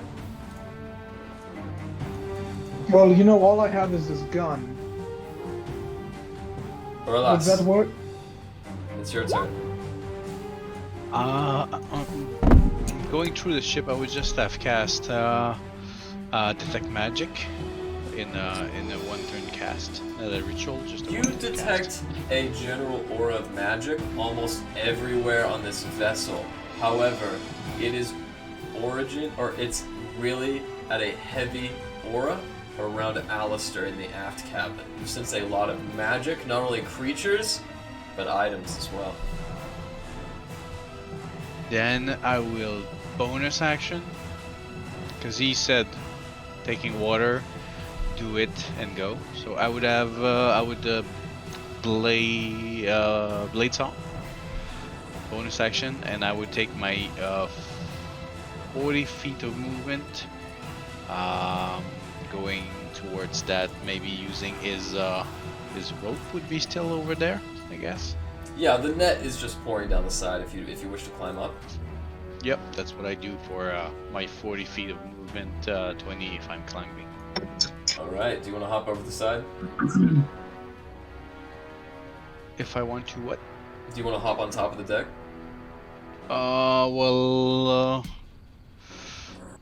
What do I see? Do I see threats? Or do I see anything As you pull happening? yourself up, roll a perception check. I shall do so. 19. In the door of the crew quarters, you pull yourself up just in time to watch Larry as she walks down inside with 2 guards. And as you look up, you see a Magen on the crow's nest and one on the sprit. There's a nest which comes up from the head of the ship, and there's a guard looking down the side now over at Rez and his helmsman. Okay, he didn't see me yet. Doesn't seem so. He's on that location, correct? Where I'm tagging? Tag once more. I am. Right. Yes, he's right there. I've put him right here just to Yeah, communicate that. Absolutely. Okay. If I have enough movement, I would clear out of there. If not, I'll hold and wait for my next turn. Alright. So you're just right on the wall there of the starboard side, correct? Yeah, that works. Alright. Up next is the living Bigby's hand quarreling with Alistair. As the living Bigby's hand looks to you, Alistair, it's going to creep over and with all 5 fingers leer out at you. Make me a dexterity saving throw. Okay. This As is what you- I was. Well. Okay. As you are firmly grasped, you take 18 points of bludgeoning damage as you are constricted and your arms begin to fold in, popping muscles and tendons.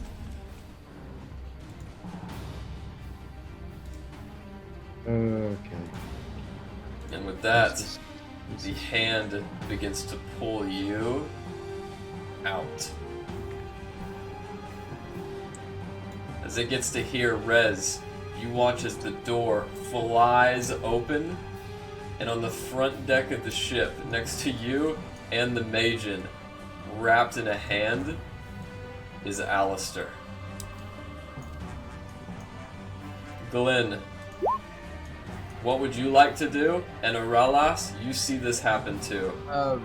Do I have like space to climb up the side of the ship? Is there like anything I can get a hold of here? Yeah, there's the net that everybody else. Nah, okay, alright, that's what I thought. Sweet. I'm climbing up. I don't know if that'll like reduce my movement to climb up, so you just tell me how far I can 20 go. feet to get to the very top. 20 feet, so I was, what, was I here originally, or was I here? I don't We'll say you're there. Just 20 feet if you Yeah. want to get to the top. Okay, 20 feet to get to the top there, so like there, I'm at the top? Yes. Okay, I've only got 5 more feet. Make me a Yes, stealth check. Sure. Would your pass without a trace still be working, Rez?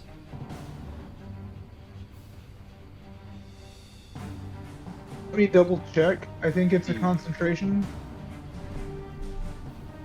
And I cast Charm Person, which is also a concentration. Right. So So let me just double check.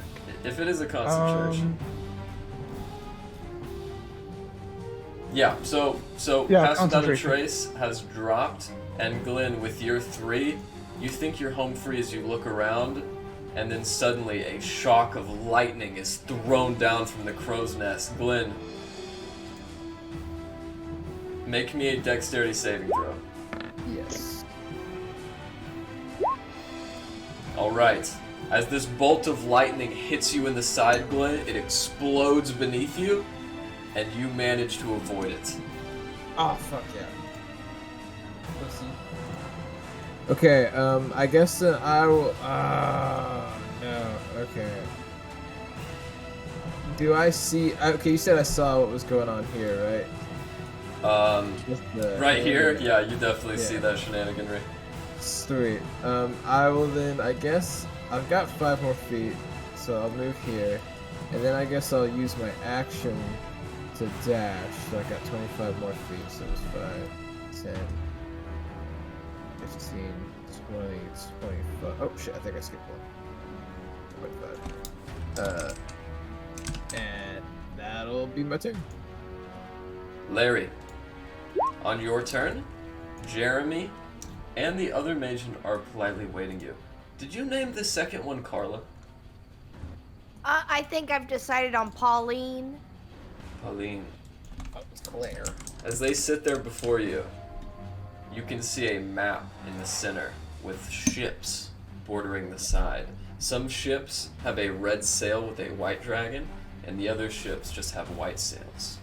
As the two Magian look at you, Larry, you hear a crack of a lightning, the slap of a massive Bigby's hand, and Rez whispering sweet nothings into the helmsman ear. As you sit out there, what would you like to do? Oh, Jeremy, oh, Pauline, you know, this has been a great time.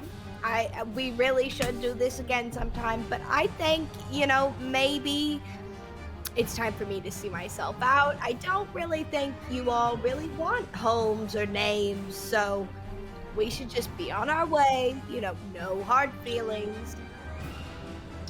As they kind of look at you, you know, I don't know what the problem would be. And the other one looks up. As he kind of rubs his chin, make me a persuasion check.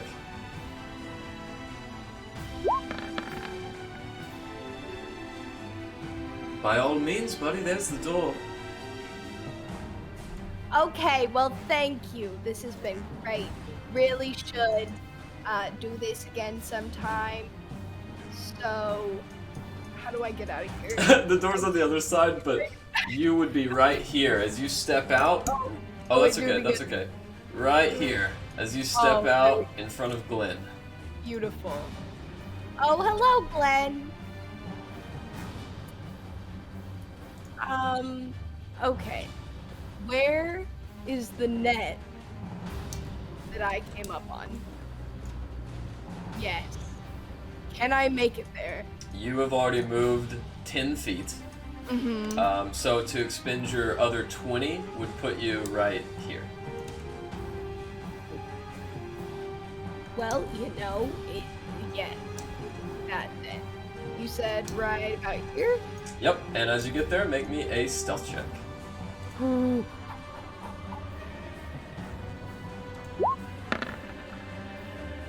Alright. Okay. Make me a dexterity saving throw.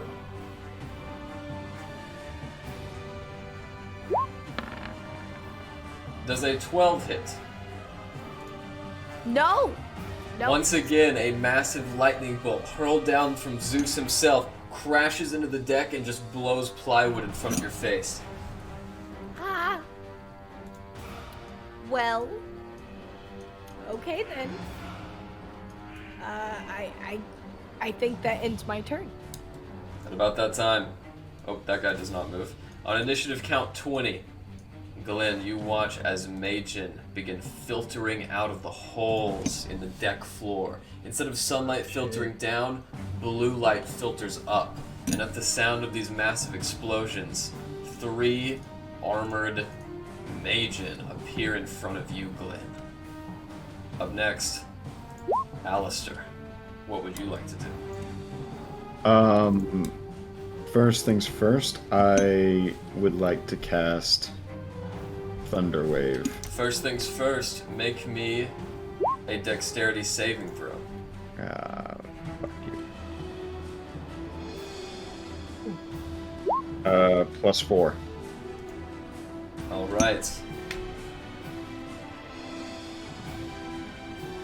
With that, your third use, you escape. As the hand flashes off of you, I believe that's taken your bonus action. My bonus action. Yeah, to use Artificer's thingy-majigger. Is it a bonus action? Let me look that up real quick. What's it called? Flash of Genius.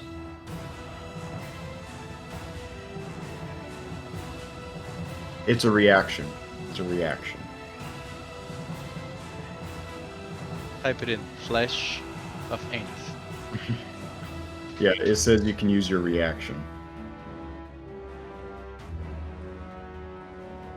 Alright, you've got one more use of that today, and you break free easily. What else would you like to do?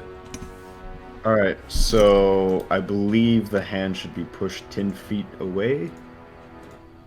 Ooh, with Thunder Wave. Absolutely. Constitution save, res, make me one too.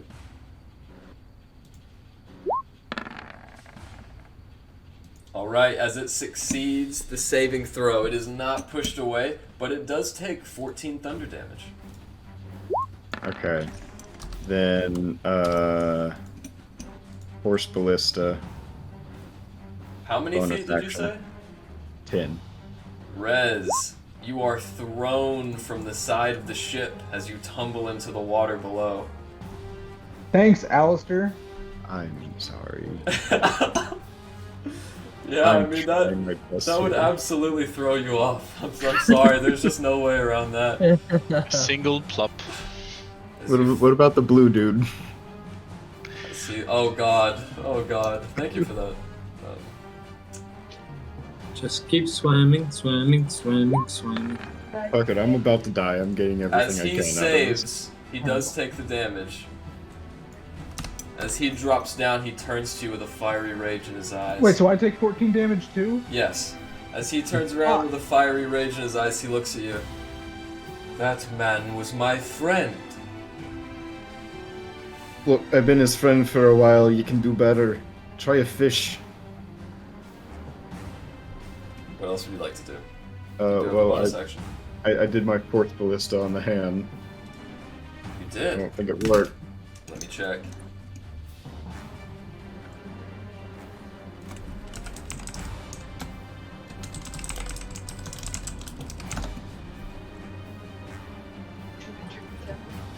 Ooh.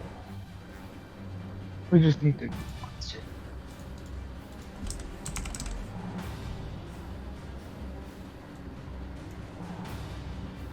Oh no. Sorry, one second, guys.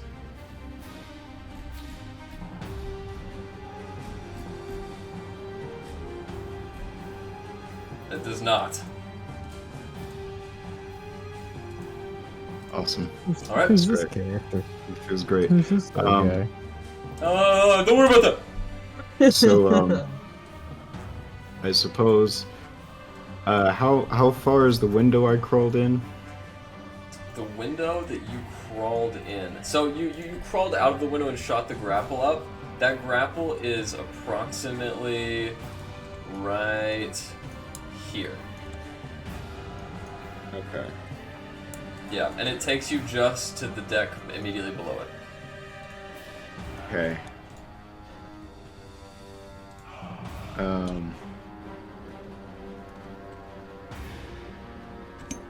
Now you are Oh. free, but keep in mind it'd be risky. I'm aware, but I don't see what other choice I have. Take damage now, take damage later. Fuck it. I'm running for this side of the ship. I'm running to dive off. Okay, your hook was on the. Oh, you're gonna dive off that way. I'm diving. Okay, keep in mind I'm- your hook was on the port side. So do you want to run off the starboard side? Yeah, I'm running and diving. All right. As you do so, Glenn and Larry, you watch in horror as Alistair, you see his head bobbing as the Hypnos Magen is going to get his reaction. Mm-hmm. Does a 13 hit Alistair? Does not. Fuck off. Bigby's hand reaches out. Does a 27 hit? Yeah, you fucking know it does. Would that be fair to say that this could project him farther in the water? Now, you guys all see that the damage isn't reading, right? Alright. Yes. I'm gonna Yeah. have to roll that manually. 1d6 plus 4.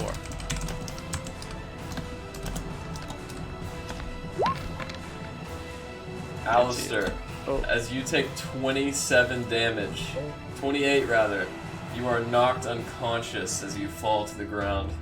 Yeah. As you fall to the water. You didn't make it. Oh. Alistair, as you are down on the deck holding the ship in the bottle, Erland, it is now your turn. Bitch, you just ruined my plan. I did put the ship in my bag, so it's in my bag. We have to get. Somebody's got to get him. Poor Rez. I'm Okay. sorry. I'm sorry, Rez. Just pushed your healer away. He couldn't heal me anyways. Yes, it could have. So 20 feet to get up the rope, right? Yes. Okay. And then... Alistair, you son of a bitch! Not that one. Hang on, my bad. Wrong spell. Stand up, please. And jump off of the boat. Does that not do it? No. He's unfortunately too far away and it has no effect on undead.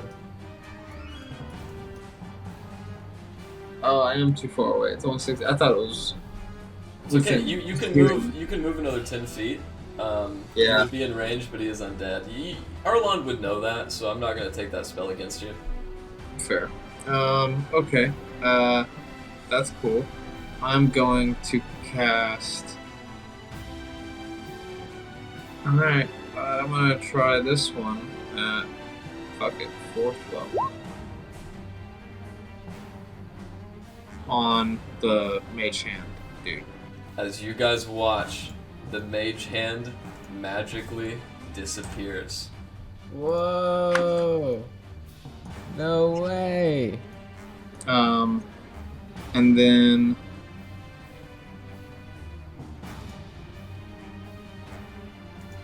Fucking A, Alistair, damn it. What was I supposed to do? I didn't tried. really have an option. Not be undead. Not run, because if you wouldn't have ran right there, I could have dispelled him and you would not have died. Or I would have been stuck there at point blank for them to just beat the shit out of me. Cowardice. That's Cowardice. And I'm not on the boat. That was honestly the best shit ever. Go ahead. Okay. Fuck, never mind. That takes an action. Damn it. Okay, yeah. It's gonna be my turn. Right. Rez, as you spit seawater out of your mouth and look up, there's a rung where a cannon sticks out, and there's another porthole over it where nothing sticks out except for a rope and a grappling hook on the side. Would you like to climb up or try to swim to the lifeboat to the north?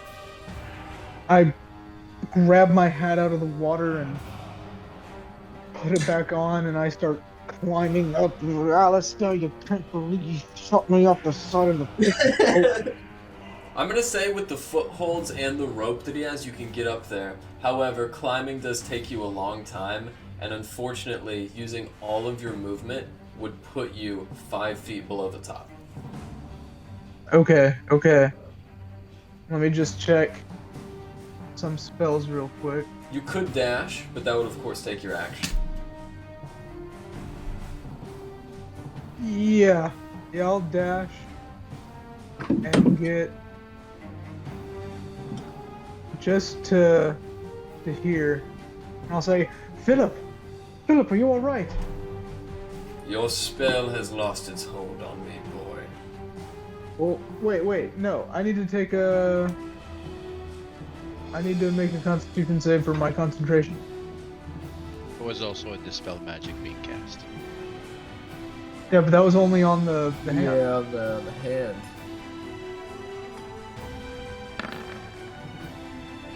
Yeah. Maintain concentration on that spell, baby. Ooh. Hello again, Rest. Alright. Yes, Captain Philip. I'm so glad to. What happened to this one here? Where did he come from? Oh, I'm sure this dredge washed up from the scum and slimy things beneath the sea. Oh, I'm sure. You know, just as a precaution, I should. And I walk over to Alistair, and I'll start, like, trying to dump his body over the side. Okay. As I try to take his brand new bag of holding. I mean, you don't need to try. Just do it. Yeah, okay, I'll do that. Okay. Do you toss him from the side? Yeah, yeah, I know where my team is. I know what my team's doing. Yeah, I'm gonna throw Alistair overboard. Interesting. Plan. Well, we're the way we're going, it'll be fine. With a splash, he lands in the water. And after all, I don't know if you guys knew this or not, but he doesn't even need to breathe. This is true. Okay, yeah. There is no bubbles. There is no bubbles. You did roll an unconscious man into the ocean. He's also undead. Yeah, I'm just saying, who knows if we'll find him. Baby shark is gonna get him. I hope he floats. Alright. Probably won't. Alright, Probably it's sticks down. like I a feel good about rock. this. I feel good about He's got like an arm that's a gun. Like, he's gonna fall straight to the bottom. this. This shit out. I feel good now. And then with the last my turn, I'm gonna just jump off too. Okay. Well, I hate to say, I mean, I just realized this. You did dash to get up top. So 30 That's fair. feet, have the 15. Ooh. You really wouldn't even be able to throw him off on this turn, unfortunately. Okay, I'll just be in the process of starting to throw him off. Understood. Up next is the Hypnos Magent's turn. As he just walks about, inspecting the rest of the space. Do you take your opportunity attack? No. No, Alex said, I'm not trying to like, break my spell. He's gonna walk here and just politely inspect his crew, who are then going to begin attacking the invaders. As one steps up, worker of the Creator, die for your crimes. Everyone go. Everyone go. As he pulls up his hand, you watch as a handle forms and a massive blue cyan blade cuts through the air.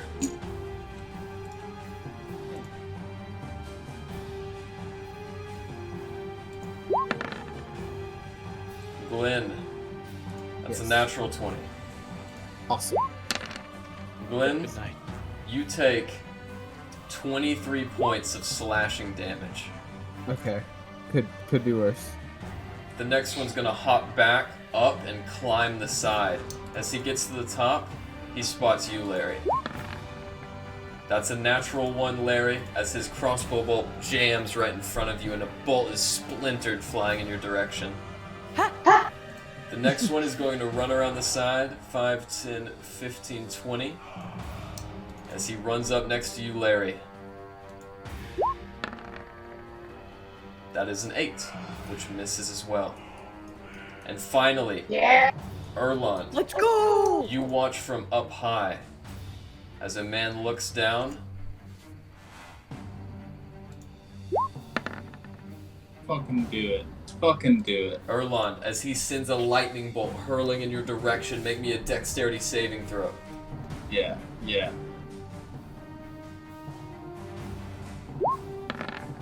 Bam, bitch. As it's sailing right for you, Erlon, you jump into the splits as it comes between your legs and just barely misses Erlon.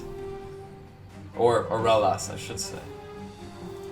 And finally, Aurelas, it is your turn. Okay. Get the fuck out of there.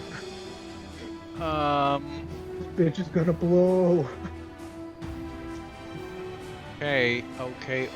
I have 40 feet of movement. How do I need to make? Is it 2 squares to be on the side of the boat, climbing up? Oh, you've already climbed up. Remember, you were just holding Okay. at the side, peeking over, Yeah. so you can just use your movement. Okay, so I'm like on the boat there. Yeah, pretty much. Okay. Okay. Well. Shit. I feel. And I still detect magic from that nice room up there. You do. Much less now that a certain creature has disappeared. But still. Yes. Rez said something about, I'm okay, don't mind me. Okay, so I'm going to do what any decent wizard would do. I'm gonna cast a fireball on this fucking ship. And since I am a master motherfucker, it's gonna be centered just before my friend Chucky, the Hypnos Magan.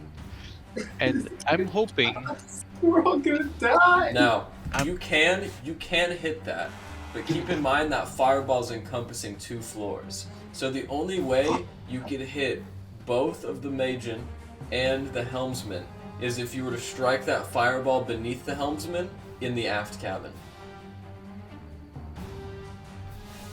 Just go. Just get out. You The see, way you I'm see seeing you it- see what I mean? Because you're facing a wall right here. This is a wall. Go. well, if I hit like the fence, the wall Sorry. itself. Sorry, to rescind, you would hit the crew cabin, not the aft cabin. So you would just destroy everything that was in that room where Larry just left. And it's not the room I feel. No.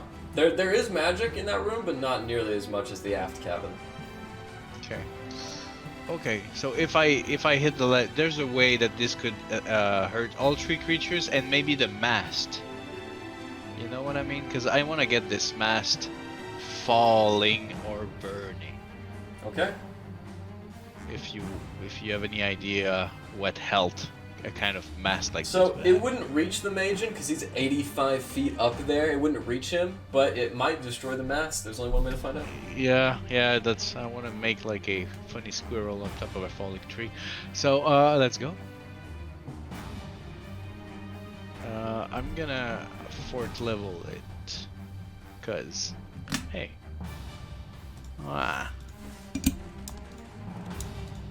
so I would have cast it, I guess, on my way running. That's 1. That's 3. Yeah. They all fail. As you watch that guardsman stepping down the steps in a very leisurely, predictable pace, the boards are ripped in front of him as fire consumes. And as it dissipates, you watch as your previous ally, Rez, is now completely dissolved. As he disappears, the other Magians still stand. However, they are badly injured. Okay, so I did 3 squares. I have 8. So 4, 5, 6, 7, 8. No, actually. Oh yeah, that's fine. Yep, that's my turn. Hey, what's up, Ben? Glenn, see on that? your turn, as you are warmed and some of your whiskers are burned off, you watch as the mast next to you begins to fall over the starboard side. Glenn and Aralas, roll me a dexterity saving throw as it swings down. I have advantage on those, so.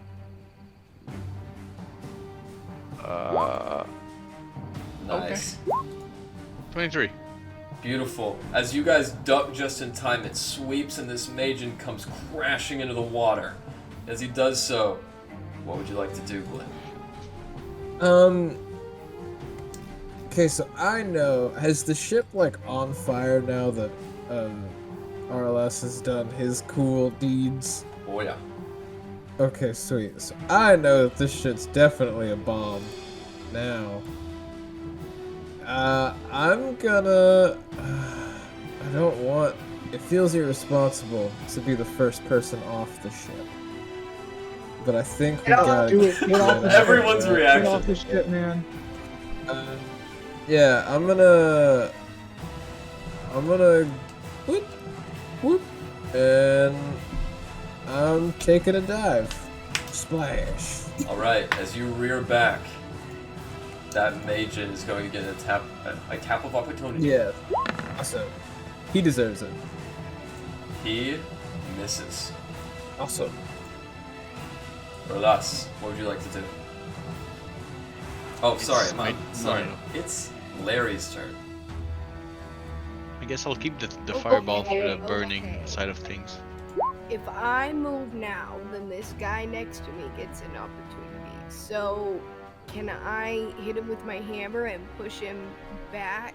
You can disengage. It's free. Is it- Well, it's one action. Can Does I- she have the disengage action? Or Yeah, both? I think everybody anyone does. can- yeah, disengage as an action. How do I know if I have that? Oh, everybody does. Yeah, yeah. The specialties if you can disengage as a bonus action. Okay, yeah, you can absolutely do that. Just keep in mind it would consume your action. So I wouldn't be able to move at all? No, you can could move, you just can't attack or anything. Okay. Yeah. It's somewhere here. So I will then disengage and just start running Alright. for this shit. The net. 5, 10, I 15, think- 20. You can make it there as she hides behind you, Erlon, quickly. You see that the fire on top is sinking as more plywood is caving into the body of the ship now. Okay. And then can I actually get into the water? Then? If you Can I just make let it- go and let yourself fall, yes, but Yeah. you couldn't leisurely climb down. Yeah, I'll just belly flop. Here we go. Back flop, really. As you sink in, Rory right behind you, does that end your turn? Yes, it does. Alright, on Rory's turn, she is going to swim 5, 10, 15, 20, 25 as she begins fishing in the water for something you guys can't see with her warhammer. Natural 20. She only gets the natural 20, don't pay attention to the second one. With that attack, Rory is going to pick up her hammer. And as she brings it down, 23 damage onto this Majin that's trying to climb into the lifeboat that's fallen off into the water. With that, Alistair.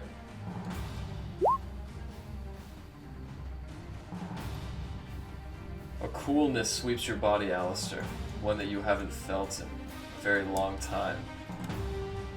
Roll me a death saving throw. GM roll. I think I did it.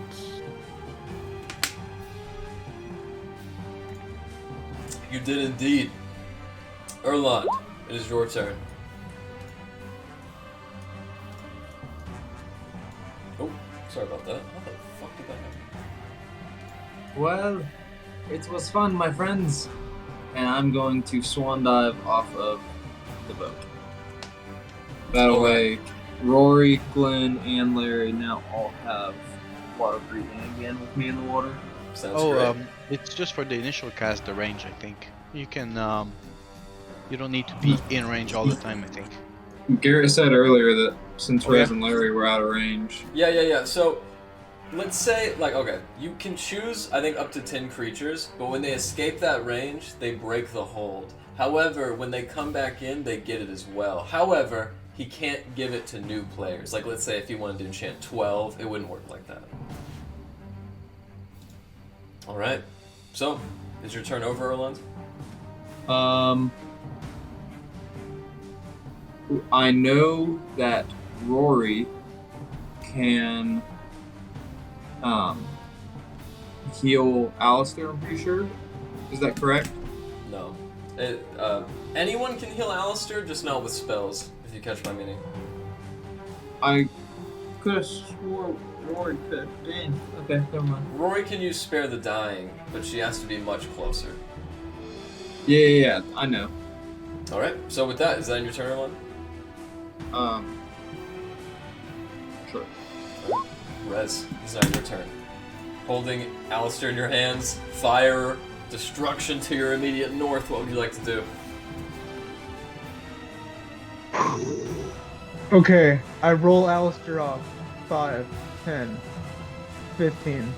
I roll him off as I take the bag of holding. Okay, I activate Ronaldo's ring and go invisible. As you go invisible in Alistair, you splash into the water beside. As you begin to sink, what else would you like to do, Rez? And then I will take the rest of my movement invisible to go into this room and start pillaging. Okay. Stuffing shit in the bag of holding. Anything I can get a hold of in the bag of holding. Alright, in this room, you find a number of things. On the desk is a font, next to the pens and everything else, of... I'm not looking at anything, I'm just throwing shit in. Okay, you throw a potion in, you throw an astrolabe in, you throw the cooked lobster on the table in. It looks like the ships and the bottles are gone. They've either all been taken or something else has happened. You find a spell scroll on the eastern wall that you throw in, and you also see an instrument you've never seen before, made of ivory with black keys, surrounded by what looks like a mural of fake barnacles. Eric, you would know this to be a piano. Okay. That's the end of my turn because I don't have any more movement, but I stuffed a bunch of shit in the bag. There you go. And yeah, that's my turn. Perfect. Rolas. It's now your turn. What would you like to do? Well, I did not see him go in that room though. That's right. And the objects I feel are magical in that room are still there. Correct. So what I will do is... Hold on, I have a plan. 10 feet space left, and each creature within 10 feet, okay. I will start casting, and I'm gonna thunder step right in that room if I can. I can go all the way to 90 feet away, and they do 3d10 thunder damage on a con save.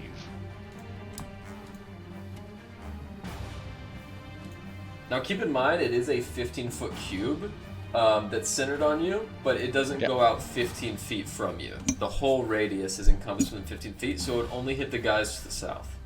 Well, if I came here, I mean, hold on, 10. No, see how you're drawing it away from you? It's just a 15-foot cube that's centered on you. It doesn't mean it goes out 15 feet. Okay.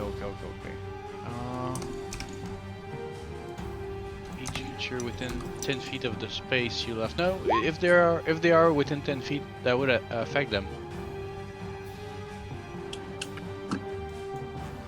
Well, if I do alt, yeah, it barely hit them. Oh, my bad. I thought it was Thunder Blast. I apologize. Okay.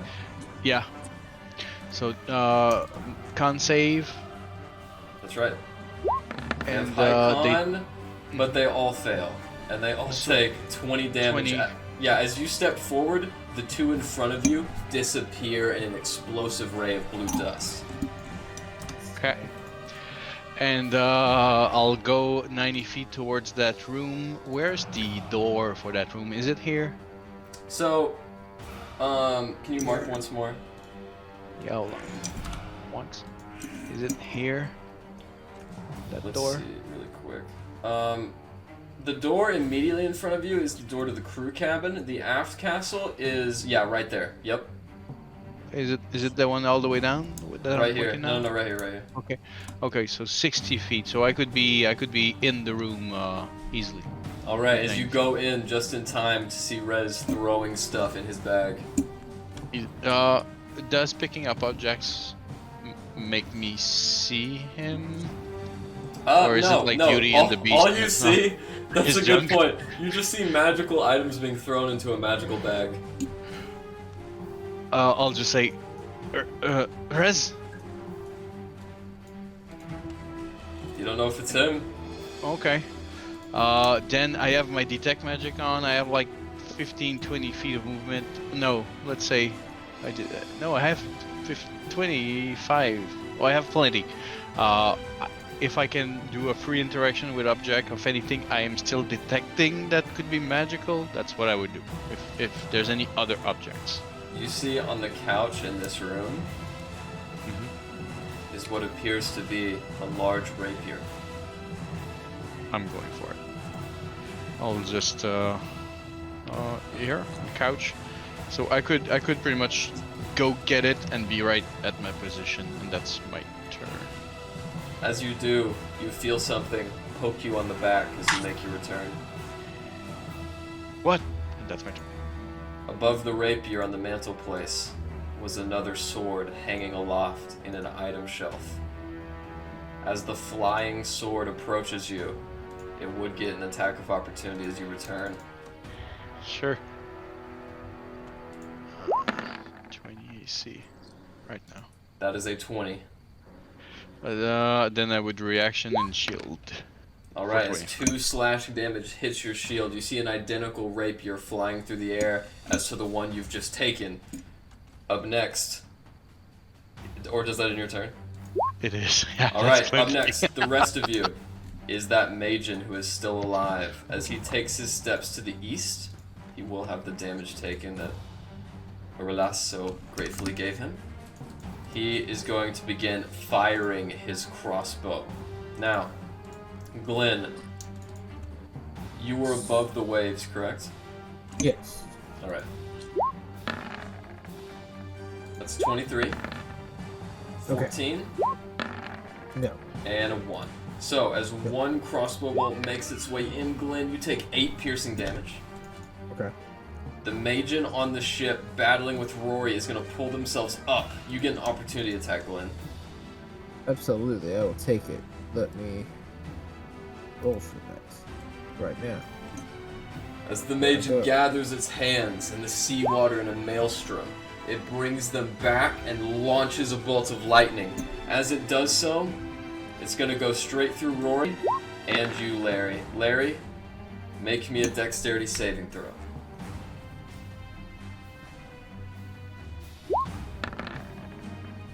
Larry, it misses you and Rory both, as I cannot roll tonight. And with that, there's only one more Magian on the screen, but he's too far away at the moment. So, Glenn, it is your turn. Okay, sweet. I am going to. I feel like climbing back up on the ship to deal with this guy, so I'm just gonna scoot over and make a couple attacks on this fool. Oh. There we go. Bam. That is. Bam. Now, does that hit? It does. Yes. And I will. Is this boat like this boat's like kind of floating out of the water, right? Yeah, it's fallen off of the mast. There was actually lifeboats connected to it, and they've since fallen in the water. One on the port side, one on the starboard side. Bam. All right. I'm up there too. Okay. All right, is that your turn? That will be it. Yeah. All right, Larry, what would you like to do on your turn? Okay. I am going to. Can I throw my hammer once at both of these Magian? You could hit the one on top, but the one on the side is A, smaller than Rory, and between 2 of your allies. Yeah, I see. Okay, so I will do a hammer at this guy. Okay. Very Perfect. nice. And then I will do it again at the same guy. Not so good. Alright, as it swings back a second time, the Magian ducks, and as it recovers, it levels off its crossbow at you, ready to take another shot. What else do you want to do? You jerk. And then I'm gonna swim over here and attempt to climb up on the boat as well. It's a little slippery, but since it's still kind of underwater, half sunken, it's pretty easy to get on top of. Okay. And that will end my turn. Alright, on Rory's turn, seeing Alistair in the water, she's gonna shake her head in discontent and pierce through as she jumps off 5, 10, 15, swing around the mast 20, 25. She can only get there with her dash as her swimming speed isn't as long as Erlon's. The Galvin Magen gets a shocking touch. Shocking Rory with 5 lightning damage, preventing her from getting healing. That will end Rory's turn. Up next, Alistair. You know the drill.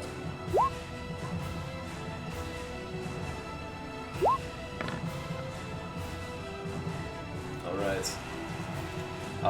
I won't kick you out of the game this time.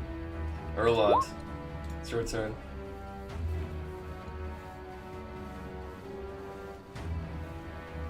Erlon is going to begin his swim. Bagul your swim, my son. And I'll get right there. Okay, now you can dash. What's that give me? It boosts your movement speed by twice. So instead of going 30, you can go 60 feet. Okay, I'm doing that. I'm getting my boy Alistair. As you run next to Alistair, you can make me a medicine check if you wish. I'm not doing a medicine check. I just want to grab him and pull him up. Alright, as you swim up, you breach through the water, holding him by the chest. You sense no life. It's all good. It's all good. I'm just gonna keep holding him, and we're gonna hold here. Back to the dynamic duo, Rez. You are invisible. You saw Aralas break through with thunder. He came back running with a rapier as another one's trying to attack him. I drop invisibility, say, "Oh hey, Aralis, this is a big spell for me." And I grab him and I cast Dimension Door, and we are now with Erlond and everyone else. Alright. As you guys break through the water,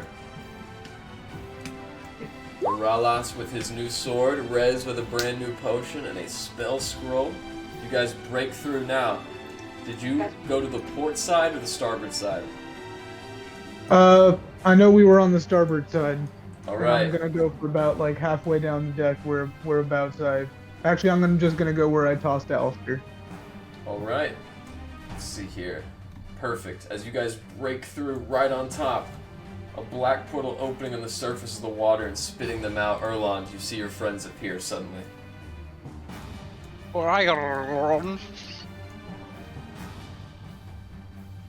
What's up? I got our boy. I'm just gonna be like lifeguard holding him. But he's dead. Yeah. Well, And that's my turn. Now, both of you, Rez and Erlas, make me an Arcana check.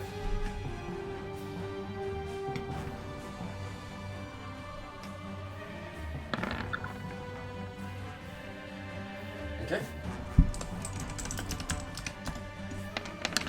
You guys only take 6 points of necrotic damage each. What? If you would arrive in a place already occupied by an object or creature, just like your friend who you took That's in fair. with you, you take 4d6. Wait, I can't. I can bring someone else through Nope, only yourself. with Dimension Door. You teleport yourself from your current location to any spot within range. With that, Aralas, it is now your turn. Yeah, okay. Quick question. I am not a healer per se. You can also I, bring one willing creature of your size or smaller who is carrying gear. Okay, you guys won't take any damage. Okay. Fine. Okay. This one undead guy that's been traveling with us for a while, that I've seen healers, I guess, try to mingle with. Would I know? I think the potion of healing will not heal him, correct? I would know so much. He has taken potions of healing before, and they have healed. Oh.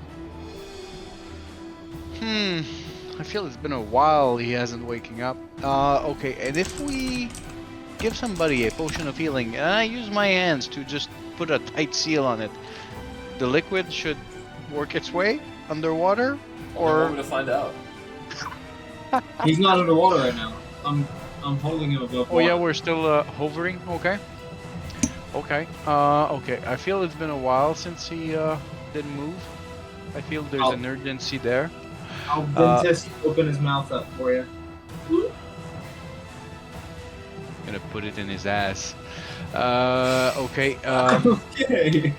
And if I was no, I'm not good with medicine. I have no clue what I'll do. Okay, I'll just use my action to give him the 4d4 plus 4 potion of healing. All right. That Alistair. will be my action. As your eyes open, Let's go. the scent of seawater seeping in your mouth as you spit a few times. And you have Elrond's dirty tongue in your mouth. And yeah, I'm kind of like, you know, groping you a little bit. Prying your mouth. Alistair, roll 44. Plus 4.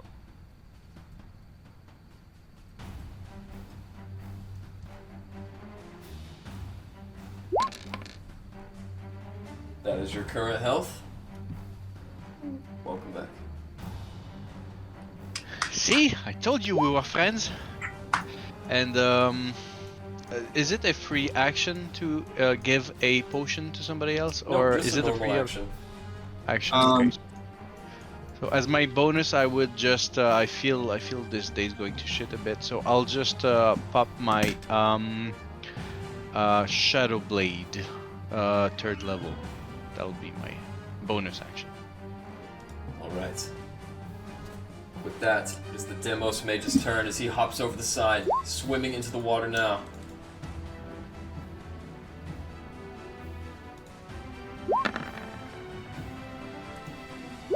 What does the spirit water do? The Spirit Water allows you to cast a spell with no spellcasting requirements, and if you already have the spellcasting requirements, you can do it without a somatic or visual component. Gotcha. Verbal. As both attacks just miss you wide completely, Glenn, the other Demos Magen is going to give you Static Discharge. And it misses as well. Glenn, Hell yeah. what would you like to do?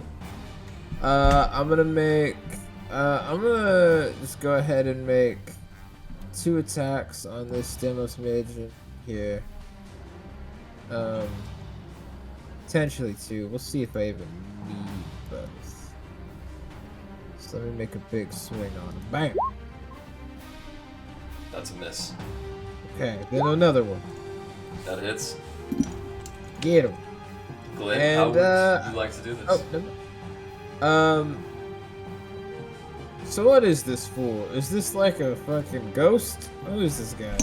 Looks like a lot like Erlond if he didn't have such roguish good looks, and of course he wasn't an elf. This being of pure magical energy looks like a lot of spells you've seen cast if it was constructed of a person. Okay. Well then just, I guess as this being like climbs up and goes for the attack, I will dodge out of the way with a swing that goes wide and then come back and then like cut diagonally through it as it just like turns to mist and dissipates into the air. As it disappears and the being is cut in two before disappearing. Larry, what would you like to do on your turn? Okay, so I'm gonna cast Arcane Weapon as my bonus action. And then, can I hit this guy over Glenn? Yes. Okay, so I'm gonna do my Dwarven Thrower. That's fire damage, by the way, for the Arcane Weapon. So plus d6, and then I'll do it again. Alright. If I can, let's see. Oh, no, I can't, so... Larry, But, you know, the one still hit. how would you like to do this? Oh, man. Just a good old fiery bonk. As it explodes through, the fire and the blue mist form this indigo hue of light, which expands, and as it collapses, silence assumes the space. As you guys are greeted only by the sound of burning cinders and crinkling fire.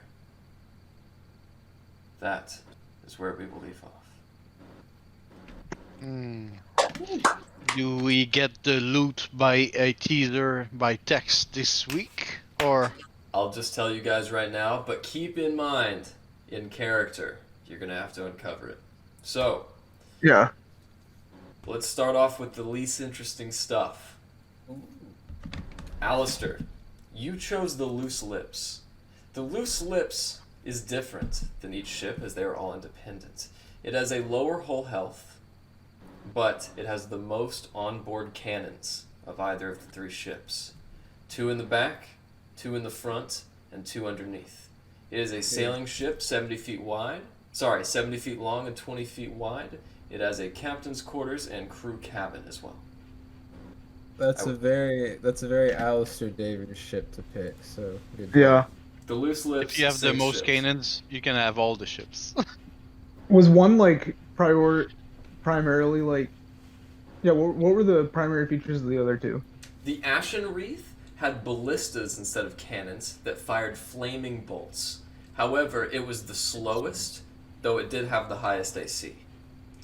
The Waves Crest was the fastest. It could travel 7 miles in 1 hour. Good for long journeys. However, it only had 2 ballistas and 2 cannons, of which only had grappling hooks. And it had the highest carrying cargo as well. Now that, Rez, you found a map, an astrolabe, a spell scroll of true resurrection, Ooh. and a potion, which is actually a narcotic known as Perizzi Desjardins. It can increase your charisma beyond 20. And it is extremely addictive. He's never gonna lose to a fish again. Don't say that. This dude's never gonna have like Dude. a fucking healthy substance relationship ever again. I am. Sword is a flame tongue. Holy Great. shit. No.